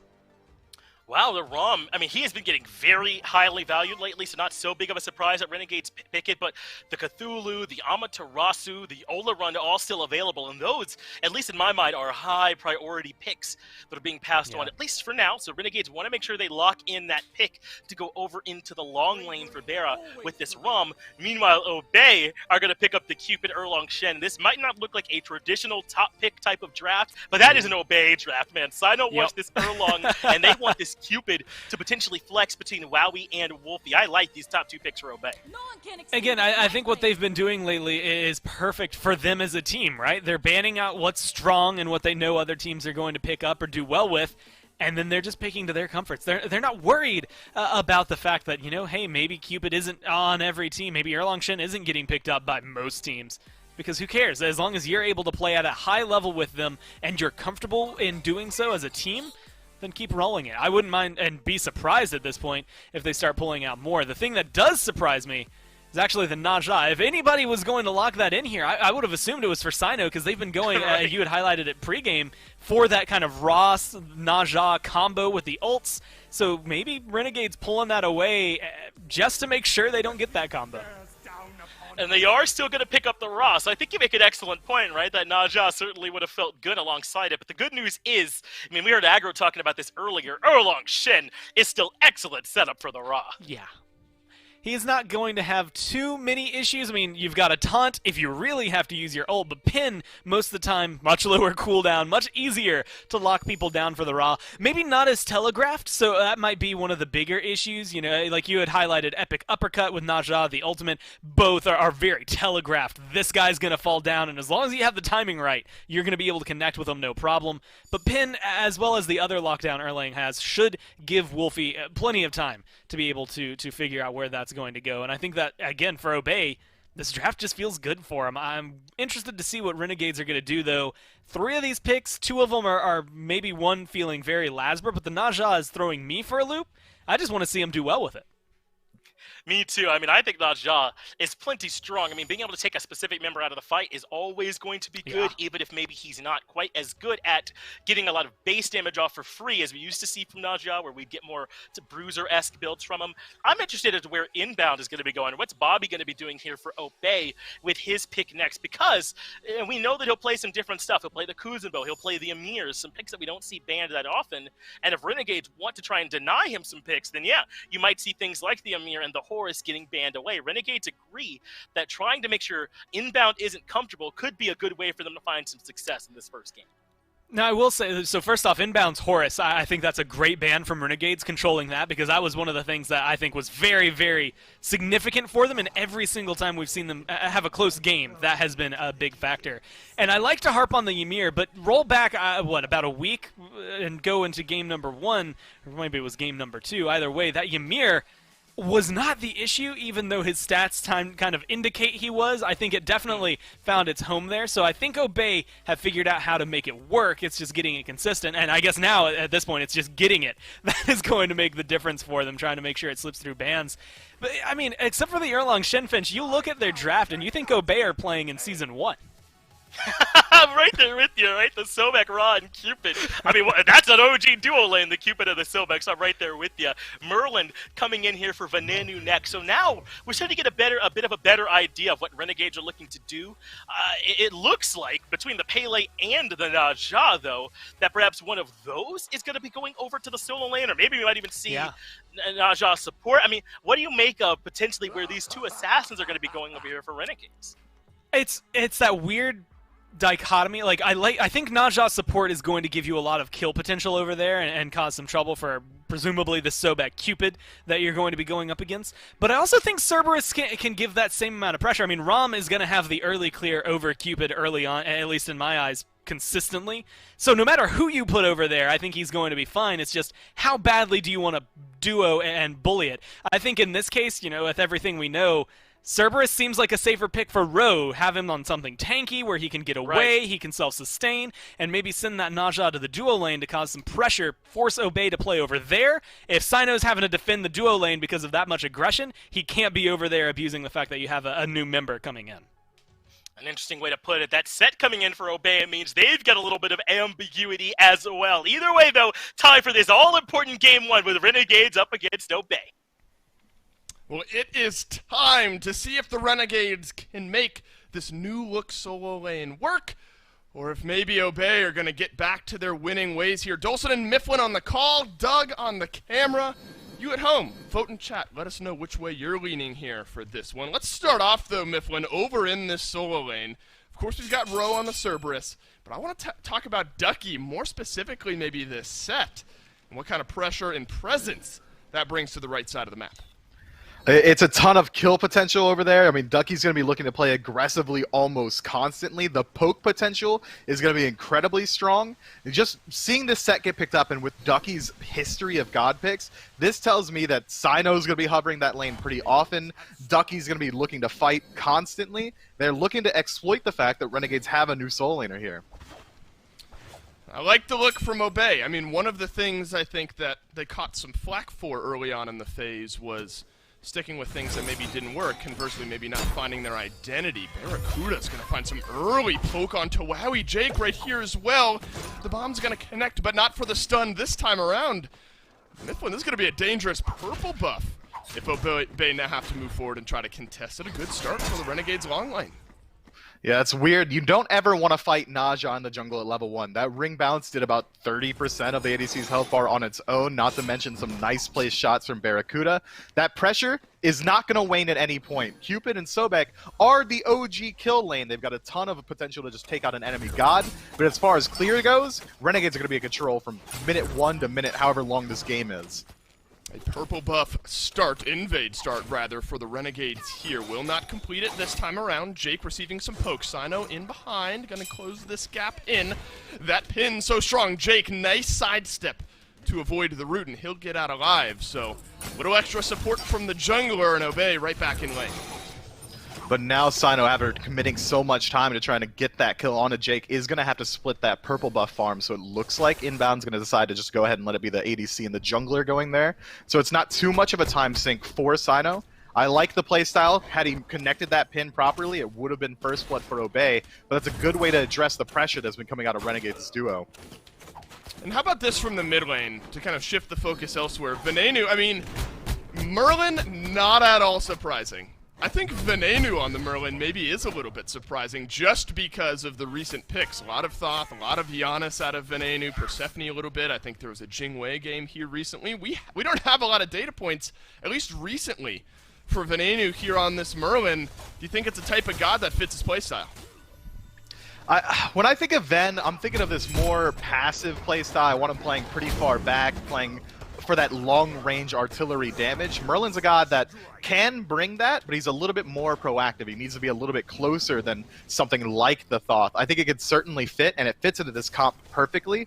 I mean, Awesome Jake finds the ultimate. Ven can set up an Ice Storm or an Arcane Stance, whatever he needs to do on the landing. There's plenty of peel potential from the Renegades' draft. I mean, Jake Sash, Lazarus Knockup, Rowe just making sure the backline stays safe. I think this Merlin's a pretty safe bet and a pretty strong pick into the entirety of Obey's draft. Gives Venenu the chance to outpour massive damage. Sino makes his way over to the short lane. Lasper doing the blue buff as well. That's why both junglers here on the right-hand side of the map. So no gank there just yet. And kind of to look at Wolfie, what he's been playing a lot recently, this Ra has absolutely been a comfort pick for the Obey mid laner. The conversation always then shifts towards what type of setup can you have for this Ra? Will those ultimates be able to connect on a consistent basis? I think between Sino and Inbound, Wowie even, plenty of setup to get Wolfie into a good spot. Yeah, I mean, the only one who's not really putting down any hard CC is Ducky, and he's not really ever going to be his job to be setting up for the mid laner as a solo. Ducky's job is to dive the backline. Sino lands a pin, that's a Ra ult. Sobek pluck comes through, Ra ult. Wowie just lands a stun off Heart Bomb, that's a Ra ult, and it's going to be up 20 seconds later as well. I think Wolfie is one of the few mid laners in the league that makes this god look highly valuable, and he really does do exactly that. And they're also going to have the additional benefit of having out-of-combat healing. The Solar Blessing, once they get to those Gold Fury dances or the Fire Giant dances, is going to be hugely impactful, especially considering the only one who really has any sustain on the side of Renegades is Rowe with his passive a little bit, and Awesome Jake with that second ability, but no team-wide healing for them. Right, the Ra Cupid combination will definitely be there. Keep this Obey team nice and healthy. The conversation around Rowe yesterday was largely around, he wasn't dying basically on cooldown in that lane. It was just sort of this passive falling behind in farm. Eventually got a little too lopsided there, but Miff, when you look at this, about a half-level lead over Ducky where we stand here, 4.5 minutes into this game. If nothing else, I think the Renegades have to be happy with the way the solo lane has been here just a few minutes in. But I think this is how you'd expect Soul Lane to go with this matchup here. Ducky's looking for that second item, likely going to be a Soul Eater coming online eventually for this set. Once he starts to get a little bit more penetration, cooldown online, that's when Rowe's really going to be put through the ringer. As of right now, this is exactly what I'd expect. He should have a little bit more pressure. His fight potential is a little bit higher, but Ducky's just biding his time for around that second or third item slot, and then he's going to hit the gas pedal, and we'll really see how well Rowe's able to hang in. I'm looking towards Inbound now, who's made his way out of that long lane. Lasbra has made his way over here towards Solo as well. Rowe is going to use the ultimate. Back comes Ducky. No escape this time. Lasbra dashes in. First blood over to the Renegades. Exactly what you need to do. Well-timed gank from Lasbra there. You want to take out Ducky before he hits that power spike we were just talking about, and now Rowe's in a good position to, even if he is left alone for the rest of the game, he should be able to get a little bit of defense online before Ducky can get that damage, and then just sustain up through it, allow Lasbra to have, who has already set ahead his soul laner, to rotate through mid and the duo lane and look for pressure there. This is a good chance for the Renegades to show us their ability to push these early game leads. Both Renegades and Obey, I think, have struggled from finding those early kills, getting some small advantages kill-wise on their side, but haven't been massively effective in pushing those to early big gold leads that kind of snowball games out of control. So I think a good spot here for the Renegades. What is it, already 1,500 gold or so, 16 minutes into this game? I mean, it's a great start here for the RNG squad. You wonder how things might change, though, when these supports really start to get involved, and maybe it's Jake and Inbound starting to set up on some of these early game kills. I'm expecting Inbound to probably try and hover dual lane a little bit more often just because there is a Cupid, but Lazra deep in the jungle. Yeah, Lazra's looking for a little invade. Had been on that side of the Obey jungle before and was able to steal the Harpies and get out alive, but not this time. Good communication from Obey to immediately collapse on that. And that's good for Ducky as well. Pull one of those assists back. There's a minion wave now crashing against his tower, so he'll be able to get all of that farm for free. Bit of an overextension there from the Renegade's jungler, maybe setting up for something over in the solo. The Row will sniff it out and back away. It looked like Lazarus was just trying to make sure he was in range to look for that blue buffed invade. Unfortunately, gets spawned out a little bit too early on. But that's an interesting playstyle, especially considering Renegades have Row and solo. It's not one of their core members. It is the coach. Instead of leaving him on an island and trying to play to the core strength of the team, it seems like Lazarus is really trying to make sure that Row gets off to a good start here, which could absolutely work out. If you can address one of the weaknesses immediately and actually turn it into a strength, I would love to see that come out for Renegades, but you got to be a little bit less overzealous on those invades. You got to get your timing down a little bit more. He showed up maybe 20 to 30 seconds before that blue buff started. Hovering the jungle for that long almost just put the target on your back. Well, there's this very slow kind of XP bleed going on where Barracuda has himself about a half-level lead. Awesome Jake there as well. Mid lane has been for Venenu, Lasbra a bit ahead in the jungle, Row about a half-level lead over in solo, so the Renegade's in a good spot to keep this ball rolling. Maybe that hints to some of this confidence moving into the Obey red buff, which will get locked down. Jake, though, immediately pulled back by Inbound. Wolfie here to do some damage. Venenu will toss out some damage of his own. The snipe from Wolfie gets Jake real low. That Naja healing will keep him alive. Venenu there for a body block. Inbound, trying to finish off the kill. Unable to do so. Ducky in from the side. But Jake stays alive. Red buff invade. Scary, but complete. Man, that's so tough. Wolfie's ultimate there was just chef's kiss, my guy. That was perfect. All he had was the slow from lurking in the water, but it's all he needed. And now Obey's looking to get a little bit more aggressive in the jungle, try and see if they can return those invades, sneak out that red buff, maybe look for the back camps. With this aggressive positioning, they could even look for the Gold Fury, considering they got a TKO on 2, but instead it seems like they're going to back up and farm. Yeah, grab those oracles, and I believe the Renegades did end up dropping down their red buff, so Venenu just waiting to go over there and refresh his cooldown when need be. So small win there for the Renegades to keep this ball rolling. But you start to look towards early objectives here, Mifflin. Yeah, the sustain is probably towards Obey's side between Wowie and Wolfie, but kind of the objective burn potential, you can maybe look at both sides. Venenu, maybe the biggest boon for the Renegades in that regard. Yeah, the Merlin is definitely going to have the highest DPS on an objective, but we can't sleep on Obey's potential to sneak one away. If Wowie and Sino are both auto-attacking the Gold Fury, the damage output is going to be immaculate. Interesting to point out that Sino, instead of going for this more auto-attack-centric build that you'd expect to see from Erlang Shen, is going for this more burst damage. You went Brawler's Beat Stick and Ninja Tabi. Normally, you'd see a Katana there, or even a Berserker Shield, potentially even a Crusher to help out with that attack speed. But now Sino's gank potential has gone up a little bit in the early game. That burst potential from the transformation is going to be much higher. The Renegades have been the ones driving the car so far, with Obey punching reactively back, though no team has been able to really build a big lead on it. Still just right around that 1,000 gold mark that the Renegades have been at since minute 4 or minute 5 here into this game. Finally, we've reached that point, though, Miff, when we started to speculate a little bit about how maybe these support rotations would start to impact some of this game. We've seen Inbound really in the thick of things recently, looking for Plux, nearly finishing off the kill onto Jake. Seems like Jake has been a bit more on the back foot. More on that in a second, though, as he is getting plucked right back in. Perfect volley of ultimates there from Obey to lock down the kill onto Jake. It's the Fields of Love, as Barracuda will have to burn his beads here up to the sky, but Obey awaiting in a ring around on the ground for when he falls. Lazarus here, though, to try to find some peel, but Inbound gets the kill onto Barra nonetheless. Wowie will take down another big fight for Obey to pull ahead. Man, Wolfie is playing insane right now. Every beam landing, every ultimate landing, and he's positioning once he saw Lazarus going for that rope around on that gank. He moves himself deeper into the red buff to put him in the middle of his entire team to set up Inbound for the tail whip peel. This is a well-played, well-executed composition, and this Ra, I don't think he's missed yet. Yeah, the setup has been there. And that was the conversation we had earlier about how it would look. And now we're seeing it come out to play. Wolfie has been hitting those ultimates effectively on cooldown. And that comes at a time right when I'm talking about how Jake has been the one getting engaged upon rather than kind of the opposite. And what you want to do on this Naja is get in there and lock down a target here for your team. So the Renegades support now suffering about a 1-level difference here, and Inbound having himself a good game.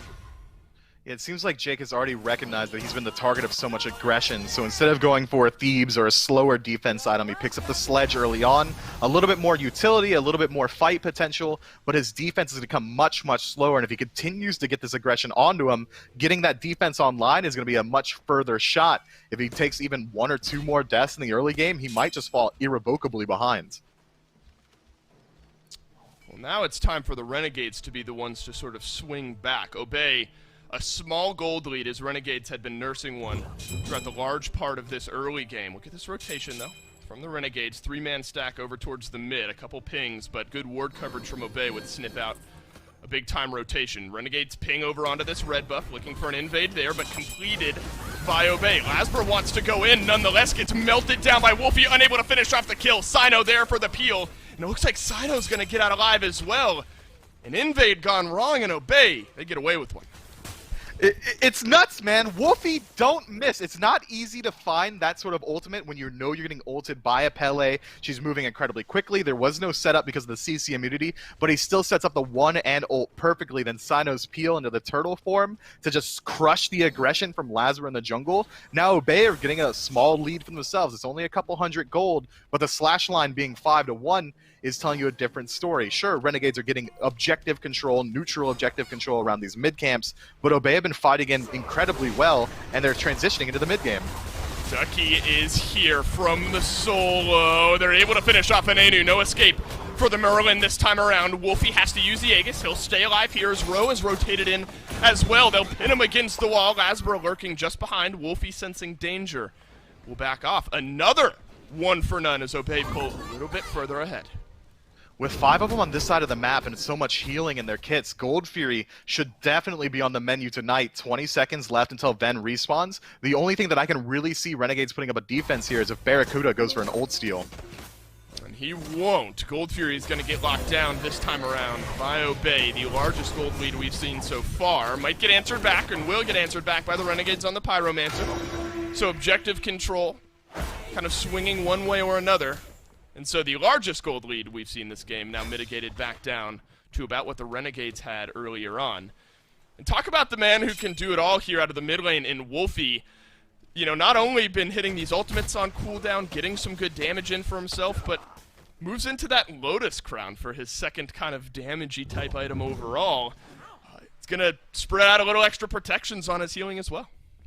And the ability to kill Wolfie is going down as the minutes go on. You're afforded the opportunity to go for this more defensive utilization of items because of the lead that he already has. If Wolfie was behind at all, defense becomes a lot less valuable. You need to get damage online to match it, but because he's already got about a level and a half lead here, he knows that he's going to get that passive damage just from leveling up his abilities. And now giving that protections to his entire team is only going to boost up the team fight of Obey. Their objective fight is going to get a lot better as well. I like this choice. What's maybe nerve-wracking now is that early advantage Roe had over Ducky, and what we figured would be happening in the early game is now largely gone. I would argue Ducky has just been more effective on his rotations over from that solo lane. Oh my god, Barracuda barely gets up into the ultimate. He'll be able to roll away, stays alive. Wowie on the chase, though. Stun in. Sino from around the corner. The pin down onto Barracuda gets the kill. Now the tower dive onto Jake. The 9 turns blessing just to seal the deal. Sino's got a double. Great setup from Wowie. Yeah, Wowie did it all. We're not calling it setup. Wowie did it all, and Sino scooped up a couple of kills for himself. That was well executed, well played. The ultimate timing from Barracuda was just a little bit too slow, so he took the damage from Fields of Love, landed at about 10% HP. Jake did the best he could in that situation and just create some space for him, but not knowing that Sino was on the back end of that tower means that it really was just an exercise in futility, and now Tier 1 and Tier 2 go down. That's a huge gold swing in favor of Obey. Mifflin, Obey are playing like a team possessed here in this game. This is some of the most aggressive, calculated play I think we've seen out of this Obey team, where they've been able to get these early kills, but now they are snowballing that lead into something effective. Look at Sino out of the jungle, 404, 100% kill participation, 16 minutes into this game. This Erlang Shen, a mainstay in his god pool now, something I think teams need to look out for moving forward. At this point, Obey are in the driver's seat, and I think the big thing to talk about as well is out of the solo lane. I mean, there's all this conversation, would Ro be able to keep up? And I think the answer in this game specifically is yes. Ducky's been more effective. But, this game one, should Obey be able to close it out, can't be asterisked because Ro is in this game. I don't think it's due to Ro. I think Obey are just playing better Smite through and through.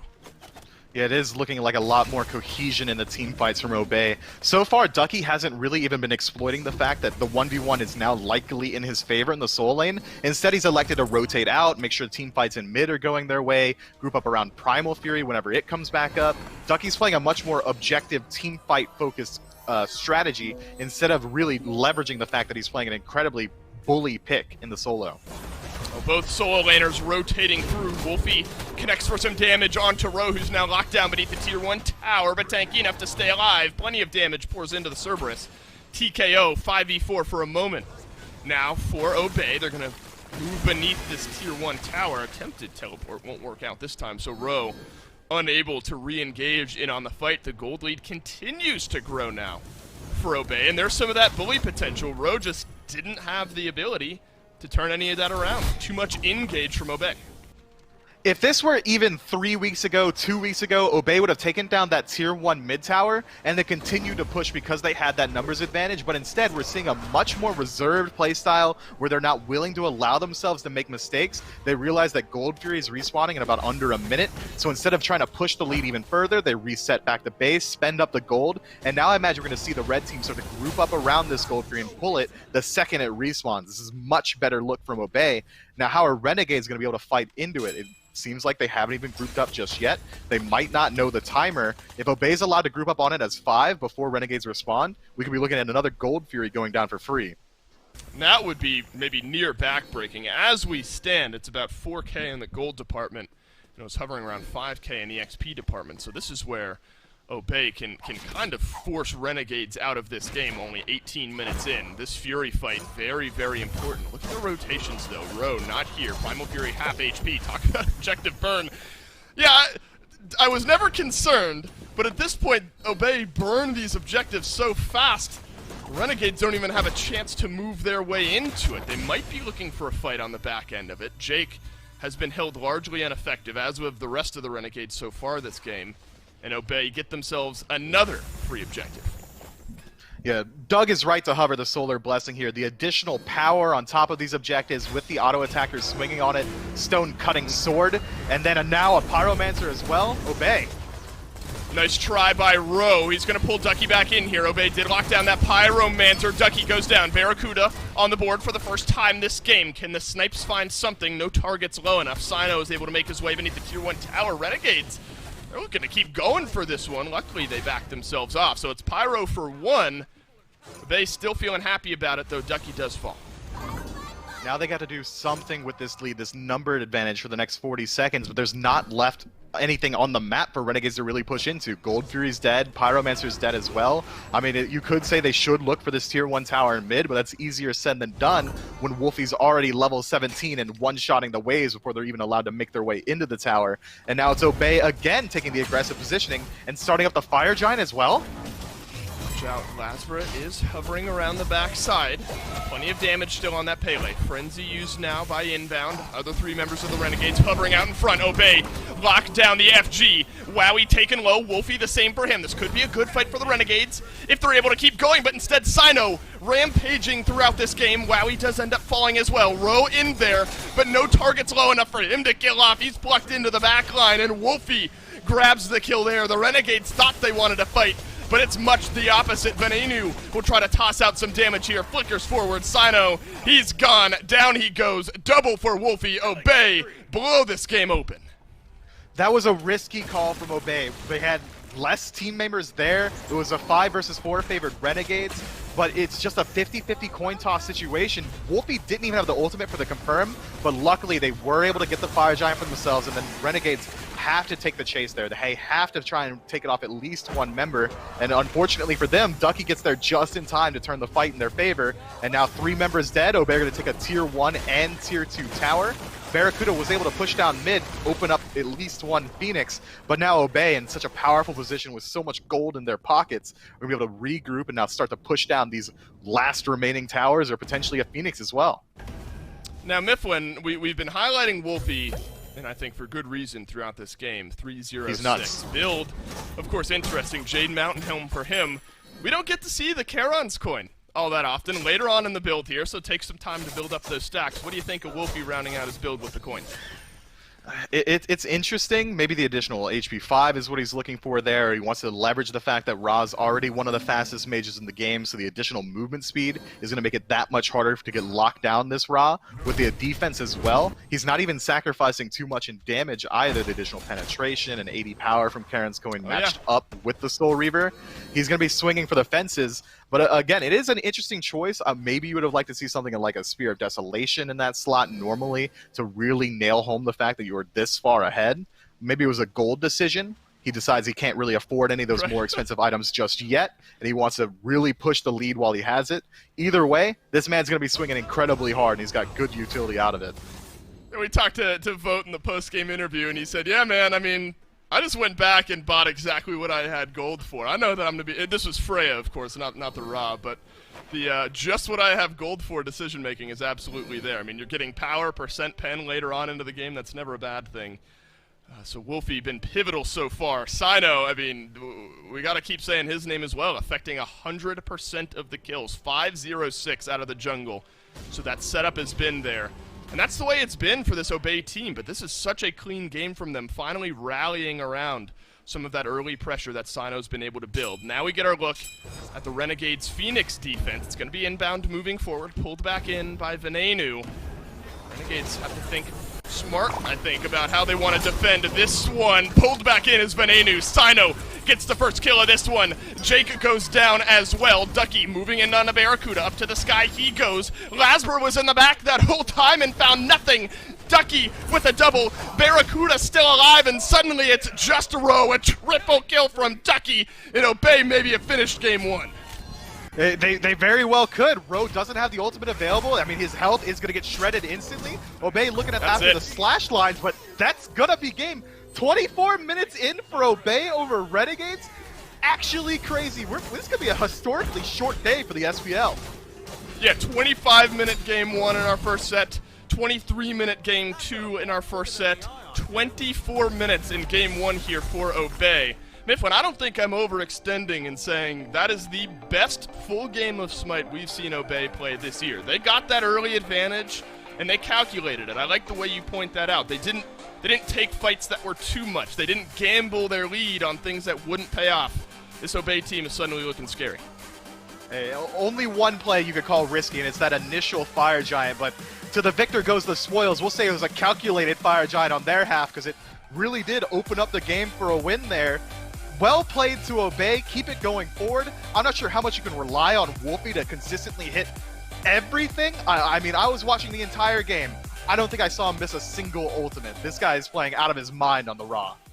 Renegades just on the back foot too often here in this one. Of course, it's a potentially 3-game set here. Renegades need to turn some stuff around in game 2 to get us there. We'll go back to the desk, break down game number 1. Thanks, Dolson and Mifflin. An impressive game by Obey. I think there's basically no other way to describe this one. And listen, if Obey want us to think they're going to be able to beat PK, Sanguine, SSG, or Radiance, those top teams, then I think that they have got to win this handily, basically backhand a wounded Renegades. And Gore, I think that's kind of what we saw here. Talk to me a little bit about how well Obey played. I mean, because, man, I mean, this Wolfie on Raw thing, I mean, it's looking a little too strong. It's one of those things we were actually talking about it where right now they're predictable. I can tell you what Obey are likely going to pick, at least out of 5 gods. They're going to try to get 2 or 3 of them every single time. And that's okay with them because they're not getting banned out right now. I think that's going to be the interesting thing. What happens when these meta picks are let through, but their little significant picks that they're grabbing are maybe banned away. If you ban like Ra, Erlong, Cupid, you're letting through a lot, but maybe you shake them up a little bit. If they're predictable, it works fine. And Renegades, I mean, we kind of highlighted it. They went for a get pressure on the left side of the map, let Ro just have his lane and hang out. He doesn't have to do anything. We can just try to win this game elsewhere. And Obey called the bluff. Not only called the bluff, they left Ro alone. I mean, they did not care about him until the late game. They demolished them on every front they needed to there for Renegades, and they were able to break up the core of Renegades as opposed to trying to bully out specifically Ro. And I think that's a great way for them to just kind of open this up. Wolfie was on point with his ults. Same thing for Sino. You had mentioned the setup that Erlong Shin brings, and we got to see it several times. And I think you make the most important point of all of this, which is Obey did not exploit a solo lane weakness here. They took the fight to the best parts of Renegades. I mean, Lasbra and Ven and Jake need to be able to hold their own against the opposing 3v3, regardless of who is over there in solo lane. And they could not, man. Lasbra was getting bullied in the early game. My man struggled in this game. And Wolfie was hitting everything. They seemed out of sorts to me, and Obey came in with fire. They were deciding where the fights are happening. They were winning them cleanly, and as we heard Mifflin and them saying on the desk or during the cast, they were making smart decisions cleanly about where to go, and it really looked like Renegade didn't have an answer. And that was something we've just kind of been missing from Obey. I mean, decision-making for them, they've been able to make good decisions in the past. It just always felt indecisive to get to that point, maybe taking a little too long to just snap to it. Now it feels like someone is just saying, no, this is where we need to go, this is what we need to do, and they just do it. And as of right now, at least for this set, it's working, and I like that. If you have someone making those shot calls for you and you follow through with them, again, whether they're good or bad, you're at least committing to something, and it saves you from falling into that murky gray area. Well, let's see what the adjustments are here in the picks and bans for game number 2. I think Renegades have a lot that they can adjust, right? That Hera ban really comes to mind for me. I don't know if that's necessarily a must ban up against Wolfie and Obey in particular. I mean, I know what you mean about Dardes, but I do think that it is a strong enough pick. I just don't know if you have to ban it there. You know that Obey want that raw pick on their side. Maybe that's something. If you're going to ban away an opposing mid lane mage, that fits to me in one of your top 3. It does feel like there's maybe a little bit of focus. The Thor makes me start to think maybe they're trying to ban out things that are going to make Ro more uncomfortable. But honestly, if the biggest shift I want to see from Renegades, and there's a reason we don't see a whole lot of it, at least right now and this year. It was maybe big last year and in Season 5, but Assassin support didn't really work out for them. I think, we're talking about Ro and how maybe that wasn't, exploited by Obey. But it was kind of ruined by Renegades. I mean, at the late game team fights, the only tank you had is that Cerberus, so you're putting a lot of pressure now on Ro to perform at a higher level than anybody else on your team to be that frontline. Feels like maybe you could alleviate some of that, get Jake back on something he's comfortable on. I'm thinking, maybe grab the Cerberus over there for him, but the Fafnir as well that he's been loving. Ymir, Renegades have looked good with in the past as well. There's a couple of these off picks that aren't going to get banned away that you could still run and maybe find success with over there in the duo lane. It is going to be, though, the same 6 bans to start this and off, so Renegades must have thought this was an execution error. I think you bring up a good point with Ro kind of being the only tank for them.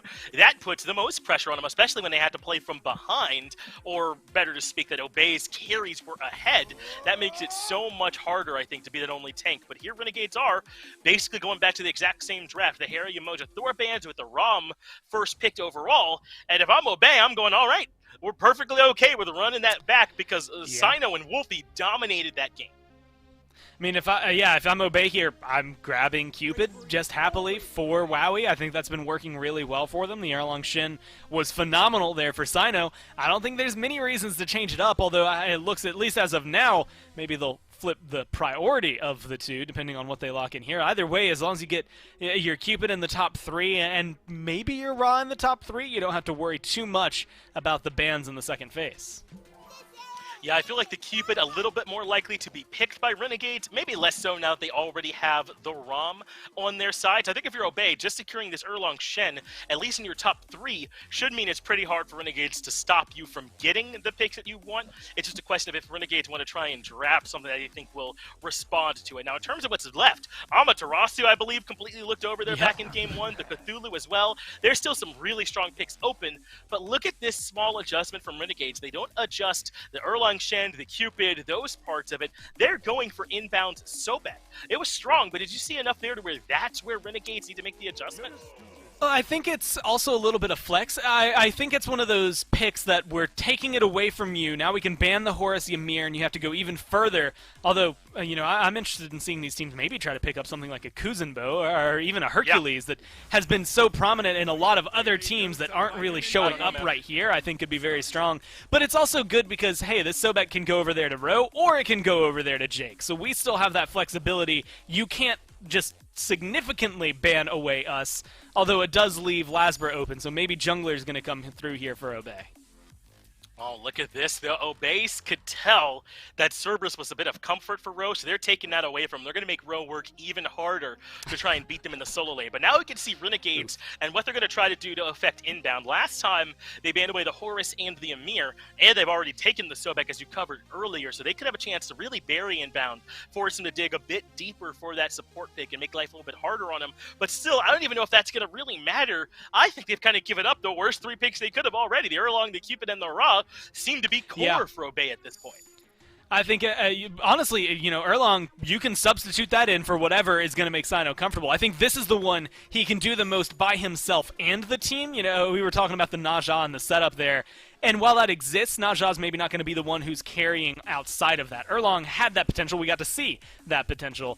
So, get Sino on something comfortable? Check. Get Cupid for Wowie? Check. They've done it now 10 times in the times that they've had Wowie specifically picking this up, and then grab Wolfie, his Ra, or anything he's comfortable on, but I think this Ra has so far been able to stand at the very front. We've seen it do well, even in these 2-0s against Obey, so it's nice to finally see it picking up some wins for him.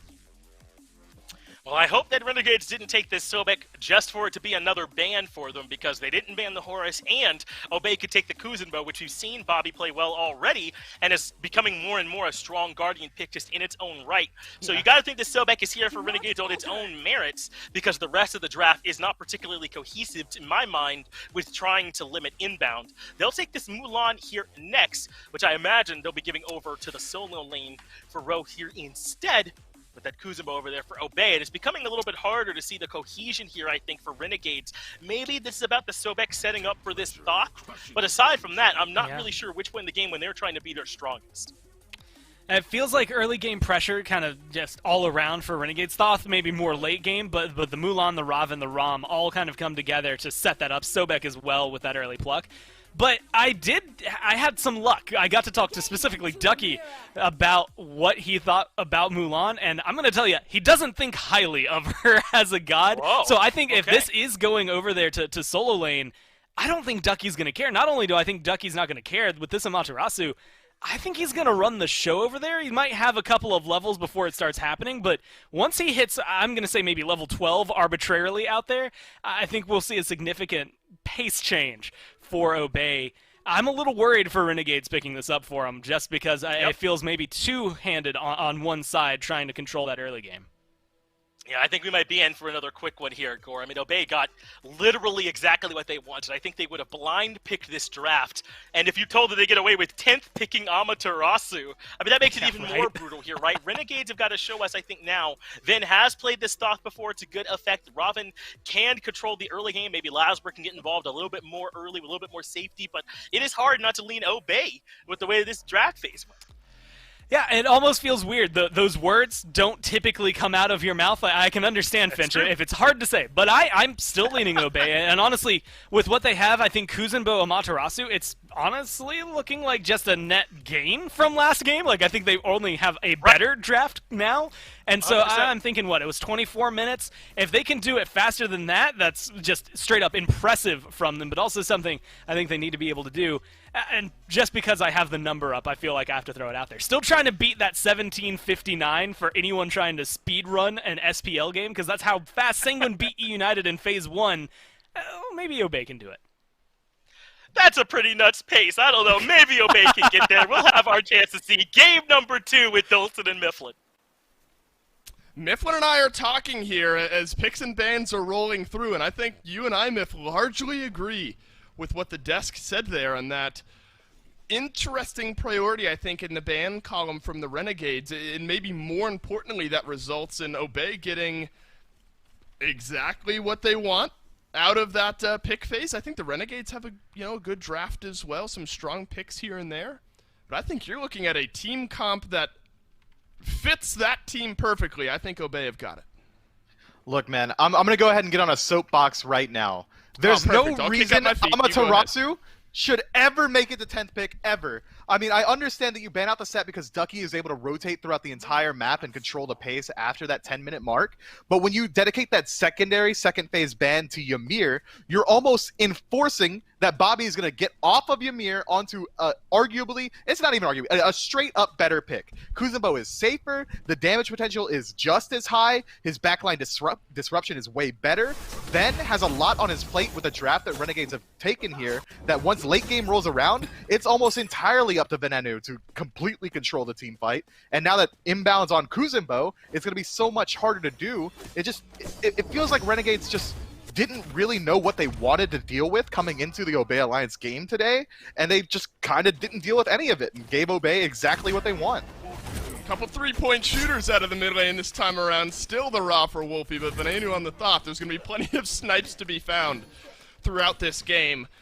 Let's talk a little bit about the Renegades draft, though. Obviously, we're excited about what Obey have drafted, and they should be as well. I think the Robin could be strong here for Lasbra. It was a very slow early game, and admittedly an entire slow game for the Renegades in game number 1, so maybe Lasbra able to bridge that gap a little bit. And maybe what do you see here in this Mulan pick for Ro? We have seen her, but largely in the support role. Do you think that she could go toe-to-toe with Ama? There's maybe one other god in the game that goes toe-to-toe with Ama. It's definitely not Mulan. I think we see Mulan over in support role more often because the ability to set up for the rest of your team is a lot higher. You land that third ability, you set up for your hunter, that's where the damage is going to come through. As far as sustain goes, it's going to be a while until Ro's going to be able to keep up with Amaterasu's sustain. As far as poke goes, I don't think he's ever going to be able to match the same level of poke that Amaterasu is bringing. And in the team fight phase, once they rotate out around 11, 12 levels in, Amaterasu's got Dazzling Offensive, potentially the best engaged tool in the game, and Mulan can dash into your entire team, root them, then knock them up, but she's also going to be stuck there for 2 to 3 seconds while you have Cynosure and Wowie absolutely wailing on you with auto attacks. That's true. Nothing of what you just said sounds bad, minus the being stuck there like Ro is now, as Sino will gank the solo lane, but no kill to be found for Ro despite the pin hitting. Yeah, I mean, knocking up, damaging, all of that for Mulan sounds good. It's the now suddenly you're in the back line and your only escape is hoping you have the upgraded hook to connect to a wall and get yourself out. So it's an interesting playstyle nonetheless from Ro here on this Mulan. I do kind of want to follow along, see what the junglers adapt to here in this early game, because Sino, of course, affected for 99% of that game. He was 100% kill participation, maybe just until the end, and even then I don't think he stopped. So Sino largely impactful throughout that game. Lasbra, a tough time finding that same impact on the Pele. What do you expect from him here on this Robin? He's going to have to look to get involved quickly. I want him involved the second he gets over to level 5. He's got a very good matchup into Wowie in the duo lane if he wants to allocate his ganks there. Fields of Love, immediately immune by overhead kick. If you find the root, it's going to force the Cupid into using the dash, chase him out with your own ultimate, find the slow on the tail end of it, potentially a kill with some snipe help from Barracuda. I think duo lane is really where Lazarus should be allocating his attention. If he's not over there, his matchup in mid is also pretty strong. You can completely immune the blind from Ra, and just about no mobility out of that god means that it should set up well for some ganks. But I really need to see Lazar make his mark known early on. Was a red buff locked down just now from Lazar, but won't necessarily convert over into a long lane gank. Instead, he'll just return back to farming. So a quiet early game here. A game one where the Renegades, despite not many kills on the boards, remember, they were able to kind of slowly build up basically a half-level lead in every single lane, about 1,000 gold lead, pretty evenly spread across the board there for the Renegades. But Obey just sort of outplayed them in the early game fights.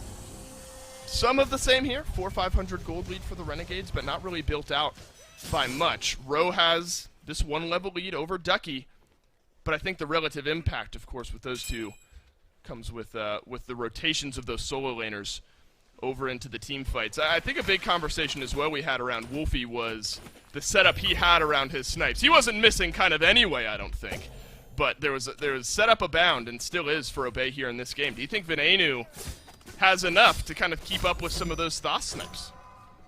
He's got a little bit of setup on his team, a lot less, but it's a lot easier to position those snipes from the Thoth. It travels just as quickly, just about, and you can actually move your own body while you're channeling it to make it a little bit easier to line up the shot. My concern for Ven is how well he's going to be able to deal with this backline dive. The peel potential is low. Ducky uses his ultimate for the first time this game. Ro can disengage, but look, you're rooted there. You can't move, and Wolfie thanks him for it. First blood over to Obey. Lasbra low as well. Has to use the ultimate to escape. Venenu just gonna dissuade Obey from continuing to move in. There's the downfalls of Mulan for you. I'm gonna run away, but then I'm rooted. And Obey take advantage for first blood.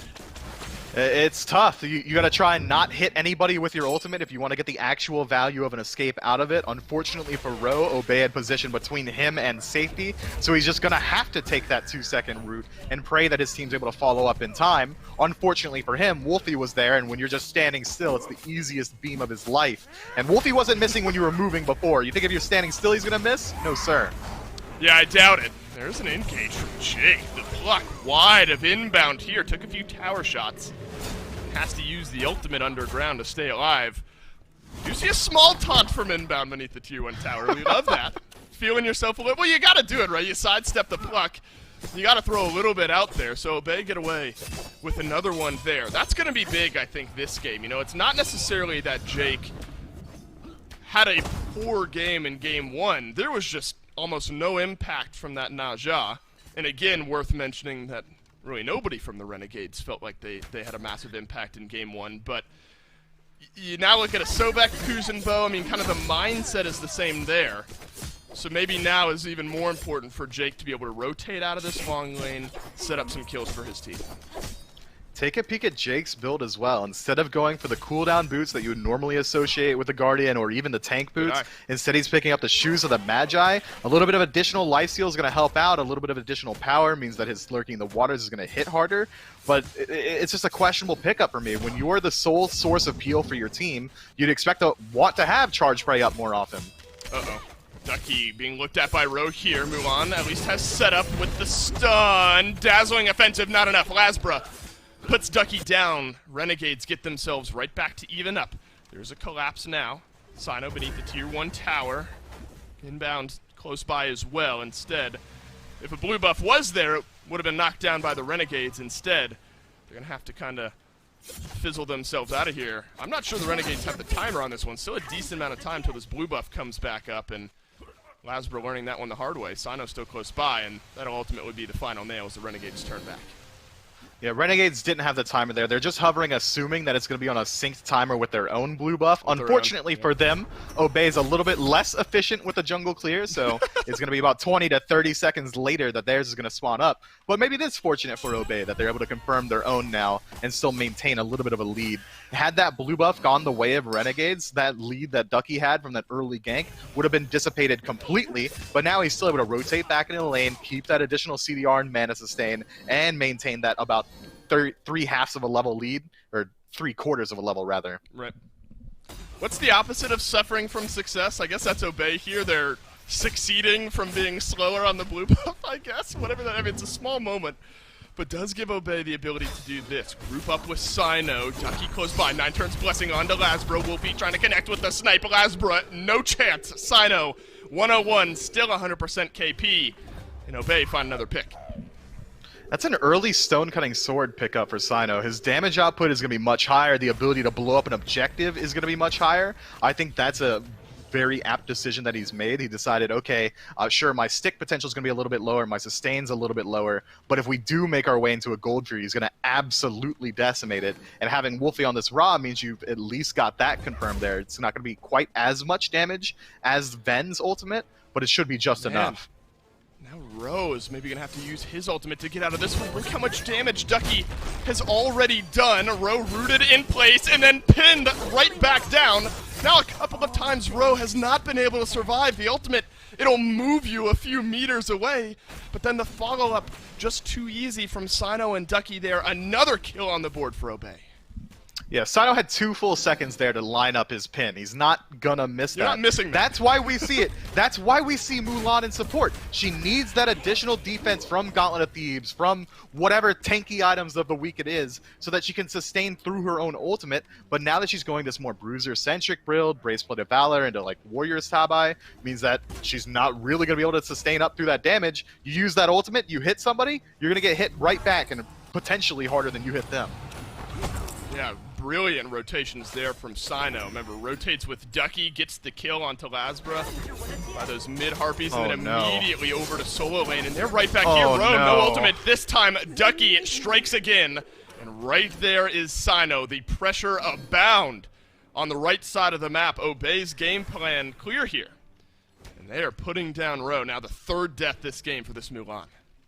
Yeah, I mean, Gore pointed it out earlier that Ducky doesn't respect the Mulan pick in solo lane, and I mean, I guess we're seeing why right now. He had to have like a full-on Keck W when he saw it get locked in, because that's exactly what's going to happen. Now that Mulan's behind, the relative strengths that we were talking about earlier, the benefits that she brings to the team, are completely mitigated. She hasn't had the time to sit in lane to level up her abilities, so the damage output's going to be much lower. The sustain potential from the second ability hasn't come online yet because she's been under constant pressure. Ro's going to have a very hard time transitioning himself into the mid-game, and now Ducky and Sino essentially just have a free kill whenever they want it. The time is here, Obey. You got the ball in your court, and they're going to look to push it more onto Jake. Oh my god. No chance. That's a 9 turns blessing into a snipe from Wolfie. And that is a Sobek that got deleted that quickly. Obey continuing to pull ahead here. Ro realizes there's a rotation maybe from the mid lane, is going to back off just slightly, but instead it's the Pyromancer being looked at by Obey. And this gold lead has now grown just shy of 3K. Yeah, they go for the Pyromancer there, knowing that had they gone for Gold Fury, they might have to worry about a Pyromancer return, but with Renegades being so far behind, they know that Gold Fury is a return, likely not an option, so that's a very safe pickup for them, and now Gold Fury is going to be on the menu later. They can group up around it and force another engagement, now that they've got a pretty commanding lead already. It's going to be tough for Renegades to respond to it. I imagine we see Obey back to base, spend up their gold, start to get a little bit of ward dominance on this side of the map, and then force Renegades to make a hard decision. It's just been so tough. I mean, it's going to be difficult to keep up with the pace that Sino has set. I mean, Lasbra ganked Ducky early. Remember, there was some good setup from that Mulan, the follow-up early on. Maybe it wasn't first blood, but still a kill late earlier on from the Renegades. And then Lasbra has just kind of faded away. Difficult, again, to kind of keep up with what Sino is doing, but hasn't been there all that often. You don't miss. Oh my god, another snipe over onto Jake. Benenu half health as well, and that's an engage that the Renegades were looking to take. Obey able to turn that one around. But they do get Ra's beads there, so now Wolfie's got to play a little bit further back in these engagements. Now the gold free potential goes down a little bit. Barracuda losing out on his beads in turn means the exact same. Now Gold Fury's back on the menu because now Obey also have a target that they can immediately run down from a range. I guess you have to use your beads there if you're Barra. I mean, nobody from Obey was that close. It would have been a 1v1, but I guess you then chained that into a heart bomb stun. Barracuda would have taken just way too much damage. So playing on the safer side, have to respect that for Barracuda, keep himself in the fight, but it's a Gold Fury being looked at now by Obey. Everyone but Ducky over here on this side of the map, but Ducky's going to be able to rotate out a little bit sooner, proxying this wave down. Ro maybe sensing the same, is going to try to do the same. over on Mulan on the right side of the map, but Obey positioning aggressively Mifflin over by this red buff. Yeah, inbound, this is what is bread and butter, position wherever the enemies are. Now Jake's in a little bit of trouble, going to lose about half of his health. Obey have the first man rotation towards that Gold Fury. Renegade's going to have to work into the defensive positioning.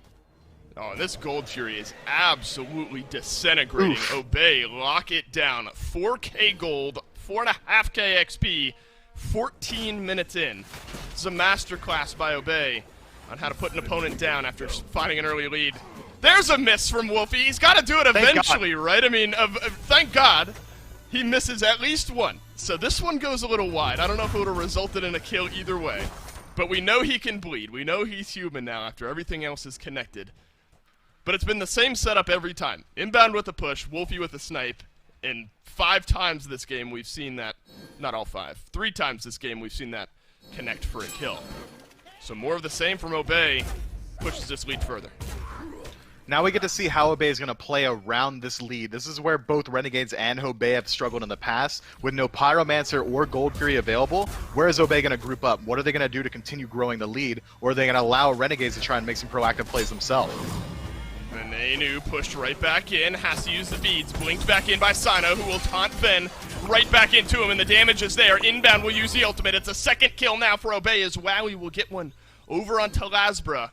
And again, that's Renegades pushing into the red buff side of Obey, and Obey just collapse in on them and get a couple of kills there. Now there's a 2-level lead for Ducky here in the solo lane. Rowe has some good sustained there. Likely will be able to stay alive, but Obey able to kind of counter-engage so well. Yeah, what are Renegades walking there for in any world? That's such a risky play. Even if you're looking for a red buff invade, it's not going to be enough to swing the game back in your favor, and it's such a favored fight for Obey considering they have a 5,000, nearly 6,000 gold lead already. With Renegades grouping up on that side of the map, they have to know that Obey is going to look to collapse on them. It just seems like they're meandering through the jungle without really any plan, and this Obey roster, this new face of Obey that we're seeing today, is going to punish you for that every single time. And of course, you know, a game's never over till it's over, but if Obey continue following that cookie cutter that they had from game 1, this one is looking dire for RNG. Look across the board, 2 levels in solo, 2 levels in jungle, 1 level in mid, 1 in support, 1 over an ADC. I mean, the gaps are there, and they're difficult to come back from now from the Renegades. Maybe a lopsided fight, 3 versus 2 like we're seeing here, could be the answer. But not going to risk that tower dive. Renegades will take the invade and back off. Take a peek at Ducky's build. He's going more so Bruiser, picking up the Berserker's Shield and the Frostbound Hammer, likely going to be a Shogun's Kusari on the tail end of it. This means that any time that Ducky's able to make even one auto attack's contact with Ven on this Thoth, it's going to be impossible to peel him off. He's going to have the slow auto attacks, the damage output. It's all there. Rotating in at level 17, Ven's going to need a lot of luck to survive. Barracuda, both actives. His ultimate will provide a little safety first off. Good roll away, but look at this. It's a double taunt in from Sino. Maybe sets up a kill here. Rowe not connected with the final bit of damage, but Ducky's there to get rid of Lasbra. Jake limping away from the fight. He's going to dash away. Stay alive. The chase is on, though. Ducky just needs to hit the final shot there, and he does. Double kill for Ducky out of the solo lane. Rowe goes down. Ducky's got a triple. Obey starting to run away with this game. The chase is still there. Ven pinned against the wall. Inbound grabs the kill, and it's only Barracuda alive. I'll take FG, say Obey. Yeah, Barracuda with no ultimate either means there's no steal potential, so he's going to have to limp on over back to his lane and maybe pick up a tier 1 on the tail end of it. Shame on me for saying Ducky was going to look for Ven there. Instead he kills literally everyone else in the team fight, but that's exactly what's afforded to you by this lead. Shame on Inbound for stealing the quadra kill, but now Obey are on the exact same pace they were last time. 17 minutes in, picking up Fire Giant for 5 members. Gold Fury is going to be respawning in about a minute as well. They're going to be able to clear out Pyromancer, regroup, take out a tier 1 tower, get the Oni Fury on the tail end of it. This is so much pressure left on the map, and this gold... Well, Mifflin effectively, everyone there had about a 2k gold lead for Obey on the back end of that Fire Giant, so Obey are going to be able to back off, buy these next big tier of items for themselves, and get right back into this fight. I mean, saying this is an uphill battle is somehow still an understatement, and I have to look my eyes over towards Sino again. An 11-kill game so far for Obey. And Mifflin, yet again, Sino has affected every single one of them. 209, you don't have the most kills in the game. 2, you know, small in the kill department, big in the assist department. And this Obey jungler's having a day. He really is, man. But he said he was going to hang up the Warriors, and he's playing it like an assassin. Stone cutting sword, toxic blade, wing blade. Yeah, he's doing it all, and his damage output is nothing to scoff at. I mean, look at that. How long was that? Can we get a timer? 2 seconds, maybe, that Goldfree was able to defend itself before it falls to the damage of Obey Alliance?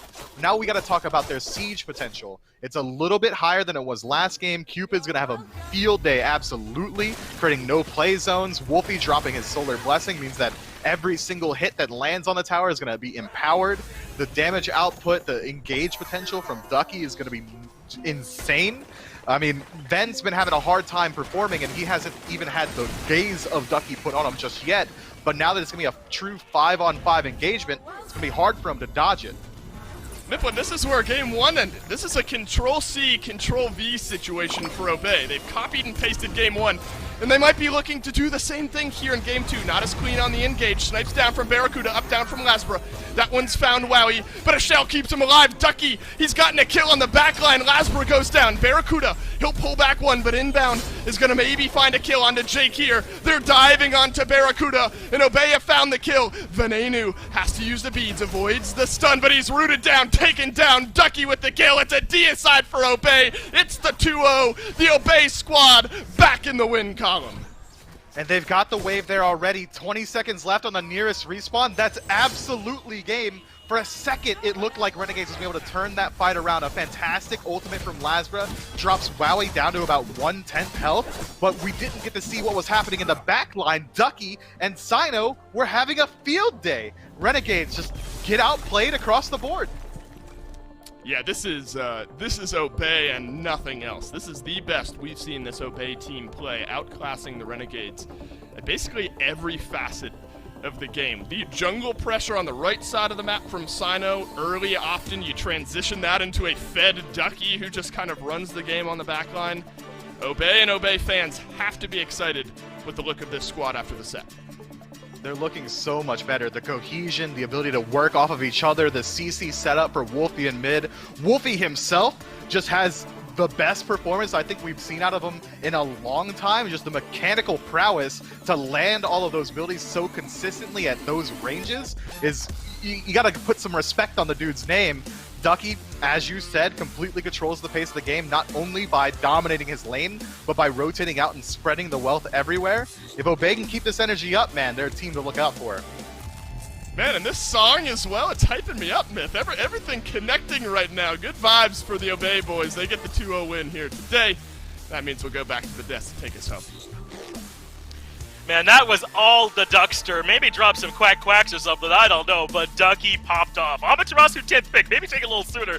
I don't know if I'm going to be able to make it through with any of that stuff, but Obey are looking nasty right now here, Goremizer. And in game 1, it felt like to me they weren't willing to go over there and try and bully out Roe. But here in game 2, I think that they were, man. They were over there from minute 1, got Ducky way ahead, maybe thinking that, hey, I'm not getting carried by Wolfie and Sino. I could pop up too, but they absolutely brought it here in this second game.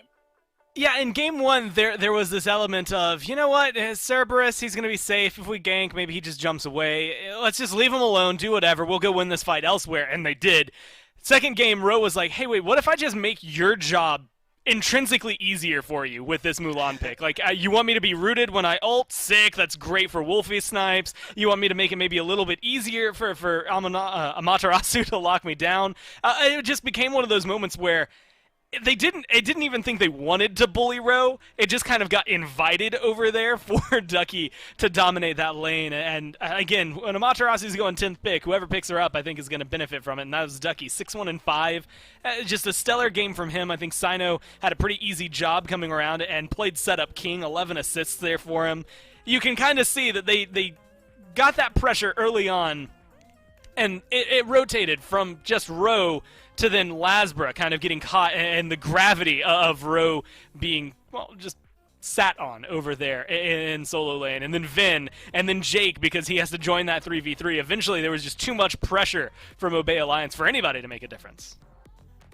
And it's starting to seem like, to me, Renegade's problems are a lot deeper than any given solo laner of the day. I mean, they've got tremendous picks and ban issues, allowing Obey to get essentially their ideal draft 2 games in a row. They've got execution issues. From what I'm looking at, their mid 3v3 is nowhere near strong enough. Lasbra looked out of sorts to me in both games 1 and game 2. And then on top of it, Obey are just playing well, right? It's not just that Renegades are struggling. Obey came in and played clean. I don't want any asterisks. I don't want any quotation marks around this win. It's one thing to come in and beat a team that you know is weaker, that is struggling right now. It's another to come in and beat them handily, to shut them up, to say that this is a team you got to worry about now. I think Obey is trying to put the rest of the league on notice. It's one of those things, I think you highlighted it perfectly. When Obey beat E-United, they were a little close, and it's still E-United, right? There's a caveat to it where it's like, all right, yeah, but is that a win-win, or is it just like a win? This one, you come in, yeah, maybe Renegades are a little off-kilter, but let's be honest, you know, solo laners, a great solo laner changes the pace of a game. A bad solo laner maybe makes things a little more difficult for you in the late game, but I think Renegades are coming in, and like you said, having some issues, and yeah, if that's the case, you win in 30 minutes. You only beat a team in 20 minutes if you know what you're doing. Obey came to play, and they knocked it out of the park today. They played really well, man, and a lot of it is centered around their junglers. Saito get to play the Erlong Shed twice in a row, so of course we had to see how he was feeling after that game. That's right, Sino's with me. First off, Sino, thank you. I'll be able to make my dinner plans now after a 45-minute total set from you guys over the Renegades. Second question, looks like you're in the Obey house now. Does that mean you've officially moved in with the squad? Yeah, I've been here for about a week. It's nice to be here, honestly. I get 30 ping now in SPL instead of 90, which is nice. But yeah, I've been enjoying it here a lot.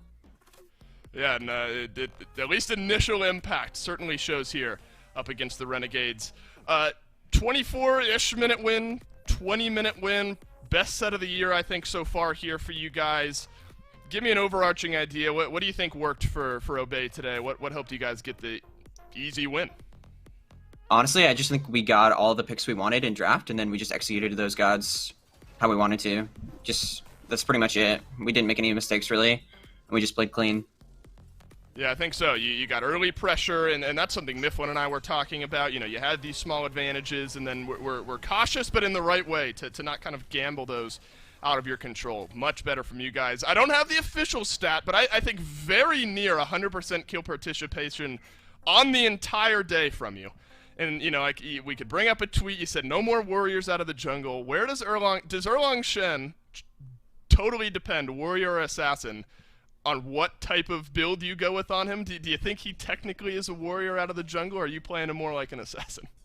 I considered him an assassin. When I said no more warriors, I meant like no more Nike, no more chalk. Right. If they leave Erlong open, I will be picking that every game, so. Well, I hate to say it, Sino. I'm not sure Erlong Shen is going to get left open against you all that much more, especially if you're going to be playing like you did today. Lights out performance from you, lights out performance from the squad. Congrats on a very quick win for you guys today. Get back in that win column. We look forward to seeing more from you guys in the future. That means we're going to go back to the desk, though, to round out the day. Thank you. Glad to see Sino is confident. The same confidence we saw from him when he stood atop the world's stage back with Splice. So no surprise, I don't think, that this man is feeling good after a big performance. And I think that it is a failing of the highest order, Gore, if you allow Obey to get any more drafts like that. The Erlong, the Cupid, and the Ross seem to me to be pretty core to their success at this point. If you're playing them, I think you have to take that composition seriously. And you go back and you look at some of the bans, and you maybe ban away some of the things that were maybe causing some falters there for Obey. So maybe just, again, some rough picks and bans from Renegades. And I always hate to do this, Finch, because that was a phenomenal win. But now I want to see Obey against the Knights. You know what I mean? Like, I want to see the next highest, right? I just always want it, and I hate being the guy that's always moving the target for them. But you beat United, and you did it well. You just thrashed the Renegades. Now I want to know how you can do against the next best team, because I think they can keep proving themselves. At least as of right now, they've been on an upward trajectory, which is making me excited to watch Obey sets. And Gore, it's not moving the goalpost. This has always been what success must look like for Obey, right? If they want to be competitive at the top end of the team, the top end of the league, then you need to be able to beat other teams like E United who are really struggling, teams like Renegades who are in a free fall. You got to be able to win those. So to me, it's not moving the goalpost. This is step 1 and 2 of eventually being a competitive team, I think. So Obey are certainly on that path here right now. Sunday's games, though, Sanguine and Space Station, that is a not miss. You must be there for that game. That is required viewing if you consider yourself a fan of the SPL. So make sure you're there to see 2 of our very top teams battle each other. Radiance and Pittsburgh Knights, also an excellent matchup to see if the Knights are struggling the way that we think they are right now, because they have looked pretty out of sorts to me these last couple of sets from them, and it's a hell of a test up against Radiance. So Sunday, or not that match's not happening tomorrow, excuse me, that one is postponed, but again, that very first set, the Sanguine Space Station one, that one certainly will be happening tomorrow as well. So make sure you're here to see those. It's only one SPL match, so certainly no excuse not to be there. And all I can think of, like you said, it's only one SPL match, but it might just be the best one of the week. Like the way I'm looking at it, these sets today's were very fun to watch, but that set might just make up for the fact that the other one's postponed. It's going to be phenomenal. Certainly is going to be. Appreciate all of you for being here watching it today. Again, congrats to all the winners. Thank you to production for making the show happen, and then all my other casters for helping me out. But that is it for the SPL. We will see you tomorrow, 3 p.m. Eastern, for that set.